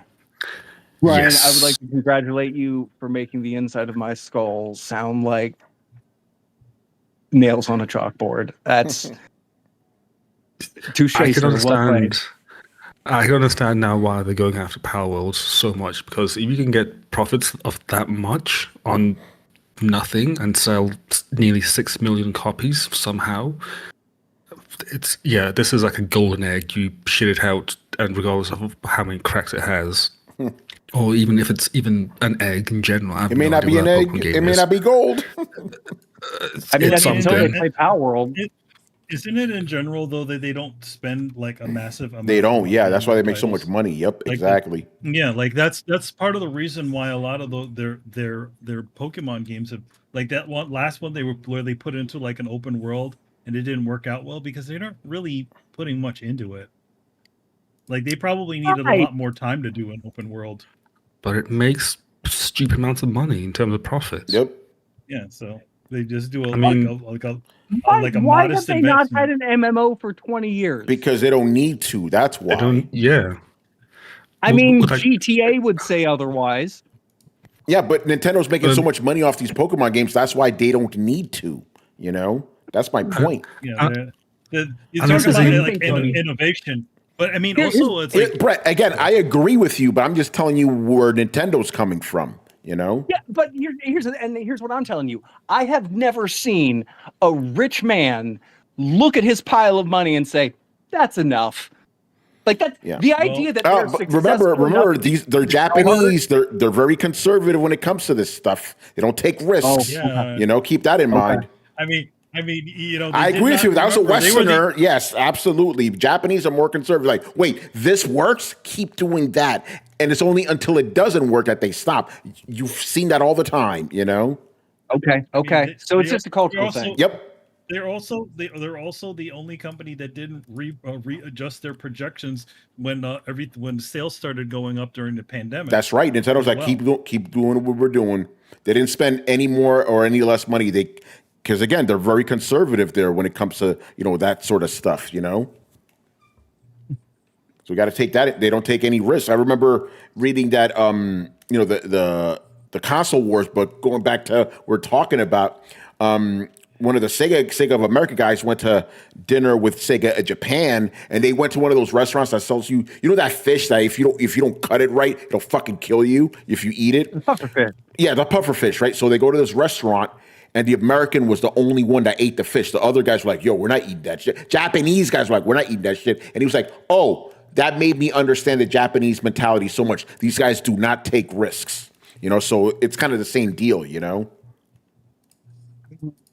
Yeah, I mean, I find that in a way kind of fascinating, actually. Yeah, it's the way they operate, So here's the thing, though. Like, if we're all being real, like, Xbox owns so little of the market share that it doesn't really matter, right? No, they're the number one publisher. Yeah, they are now. Yeah, because Now they bought Activision. They use their biggest exclusive. No, I'm talking about like the box itself, like the platform itself, right? Oh yeah, like the system. console. Yeah, the actual only box. reason Power World is on Xbox and not PlayStation is because PlayStation does not do alpha or early release games. Yeah, right. So as soon as it is Power on World, PlayStation now, though. because it's out of shit, is it? Yeah, it is. It's out of alpha then. It's what I think they called it was a shippable state. Oh, interesting. So I feel like they made on, some like they kind of gave him the wave through. Okay, they as I remember, they also did have PlayStation people on it to try to assist in it too. Okay, Like PlayStation actually invested in it. So I would if I were PlayStation, I absolutely would too. Like I'd be eyeballing that. Should be like, you want to just drop kick Nintendo into the river? You know what, Brett? I'm glad we're talking about this because I think that's exactly what happened. Sony saw how big this game was going. It's like, yo, help these motherfuckers get this game ready for our system. Yeah, it was actually released. Power World was released actually this September. Last September. Last September. Yes, on the 2024. Look at that on PlayStation. Yeah. Yes, PS5. Okay. So it's been there for a year now. That shit's weird because I know that game. I know that game was not in a quote unquote shippable. I mean, it was not finished by any metric, right? So that means Sony bent the rules here, which I also find interesting. They didn't bend the rules. They bent. Yeah, I guess you're right because they were like, hey, this is technically not finished, but it's in a shippable state. So right, they bent the rules because they wanted that fucking money, Yeah. And then they also, as I remember, they also I think they also invested in the company too. Yes, they did. We did talk about that on the show. We talked about that. Yeah. Okay. I think okay. I'm starting the pieces are putting together, especially when Sony's lined up behind them. Like it's not about them being a competition to Pokemon anymore. It's about Sony acquiring a better version of one of Nintendo's products, which that's kind of their jam. Like they just do when Nintendo that's what they try and do. Like that's always been their aim. That's what Astro Bot. They're like, let's try and do Mario better, right? Like it's kind of their MO. They toe dip, they wait for success, and then they pounce and copy.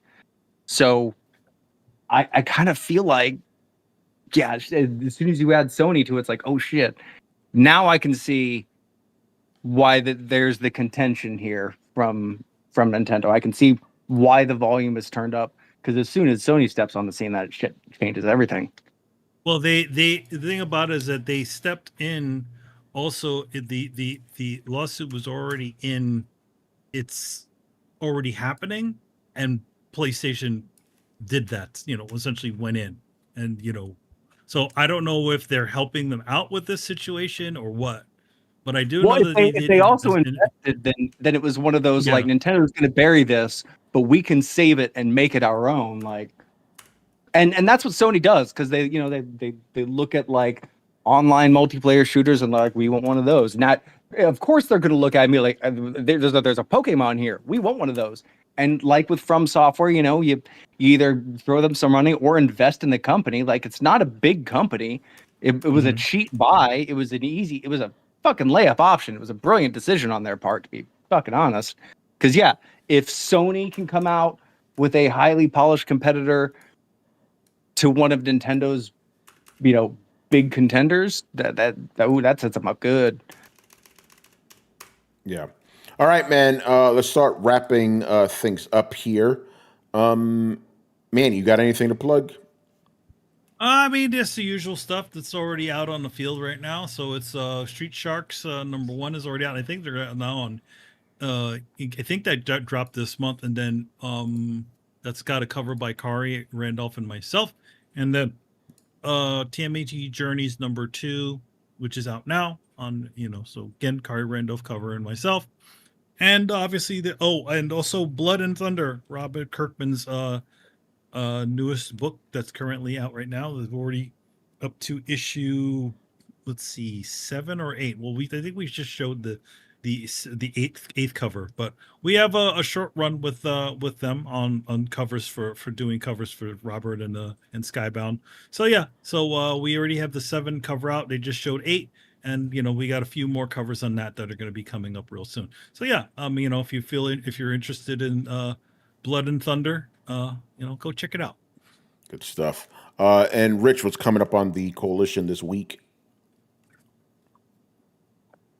First and foremost, shout out to Mr. Adam Vale with the TV Terminal. Yes. Continue to check out their channel, support it, as well as the website, because he's been covering a lot of really good shows. As for the Coalition, there's a lot of things that I'm working on behind the scenes, a couple of embargoes, some stuff that I will be able to talk about later this week, so stay tuned for that. Also, if you are a Marvel Rivals fan, Gary actually did a video talking about the new mode they added recently, having to do with zombies. So definitely check that video out on the website, as well as the Coalition Gaming YouTube channel. But that's it for now. Stay tuned. There will be a lot more coming very soon. All right. Good. Joe, can I jump in? Go ahead, brother. Yes, sir. Okay. So as a lot of you know, I am surgery recovering, do not have a caregiver. And so I am jumping into going to be trying to make and sell more prints. Right now, I know there's not a lot of crossover audience here. I don't know if anybody's seen Has Been Hotel, but I decided to challenge myself to do a pentafic, which is a 5. It's like a triptych, but 5 panels. So I was having to, deal with the composition of each one as a singular design, and then all of them lining up together. It actually turned into a pretty cool project, and almost drove me insane. Manny probably knows what I'm talking about. Like it felt a lot like drawing a really, really pain in the ass comic book page, like pulling all the flow together. So I'm gonna be posting on my Instagram some process photos of that in the next few days. And I got like 20 sets of them. I know it's a different crowd. It's a kind of more girlfriend based hell musical that is super gay. It's fucking hilarious, and I love the art style. But it is definitely not anybody's cup of tea. But if anybody is interested, I have like 20 sets of those prints. They're really nice prints, and I intend to take that money, turn it back into launching a website, and start to make other prints and start to sell some t-shirts to kind of get by through this difficult time, because it's that, or go back and just tattoo and hope I don't herniate another disc and then need another surgery. So I'm trying to avoid that second option. So check me out on Instagram, Brett Murdoch Tattoo, all one word, BRETTMURDOCKTATTOO. And keep an eye out for those, and just DM me. I'm selling them. They're 11 by 17s, so you can buy just the one of any character you like, or the whole set. I'm for like selling like 25 each, whole set for $100. So they're expensive. Printing's expensive. High quality printing's expensive. But yeah, this is more like Tell Your Girlfriends is probably like the show that they watch, because like I had done it for I had drawn it for a girl. So tell them, buy them that shit for a gift or some shit, so I can make some more cool art and get some more home set shit off the ground. So not so much an advertisement, but like y'all go check my fucking Instagram. watch those reels, order a print. I want to get some backbreaker t-shirts done. I got a God of War with the #1 mug I want to make into a t-shirt or a print. So like, but I need some seed money. So if y'all wouldn't mind, check it out, pass it along. If y'all still stop my GoFundMe, throw that shit on the internet, tell your friends, be like, this dude's just been kicked in the dick by lemons a million times. Like, I don't give a shit at this point. Just like, I'd appreciate you guys' help man to men. Thank you. There you go. That's a great way of advertising your stuff, man. I like that. So yeah, I'll be sure to drop all that info in our Discord so people go check it out. But how long are you gonna be doing that for, Brett? I got like 20 of these sets left. I'm gonna try and sell them out, and then I'm launching a website. I've already lined up some drop shipping options that I can actually tangle together with AI, so I could just start making art, and then if anybody wants to buy anything on any stuff, I have a local printing company that's gonna be making shirts, but I'll also just be able to like throw any design on anything and send it to anyone. So I'm gonna try and, here's the thing: my art always walks out right afterwards, and then I never see a dime from it again. I'm trying to build some passive income here. There you go. Because I realize I can't do this shit forever. So as that shit grows, like I'll definitely, I'd like to stream more. I'd like to live draw more. I'd like to live stream fucking tattoos when I actually can get back to doing them. That'd be dope. I got some pretty cool ideas of some shit to do. But getting back there, like, yeah, not to let y'all on my business too much, but like literally bitch walked out and I have no working car, no income, and just half an empty house now.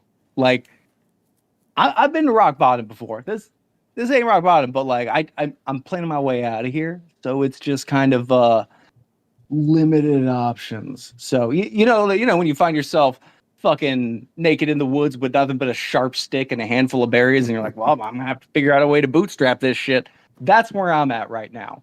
So like, I'm not begging, I'm not pleading. I am saying I have something for sale that I think y'all's bitches would like, and that'll help me get more dope shit out there.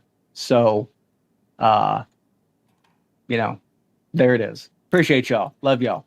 Good Men. stuff. Yeah, no, I'll definitely be making sure I'm adding you to the plug list at the end of every show now, Good stuff, man.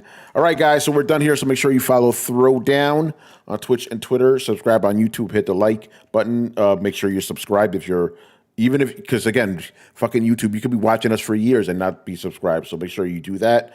Join the Discord. Shout out to all the new people that we have on Discord. You guys are awesome. Thank you for engaging in all the awesome conversations. We really do have a good community there, man. It's like, dudes get crazy, but it's all civil, Nobody goes like, there's never any personal attacks, so that's always a good thing. After I got rid of Damien, obviously. Oh, no. Damien. Dude was a challenge, adversarial. Yeah, no, when he started, when he was talking shit about us, all right, whatever. But when he started talking shit about the other fans, I'm like, no, you're done. You're done, bro.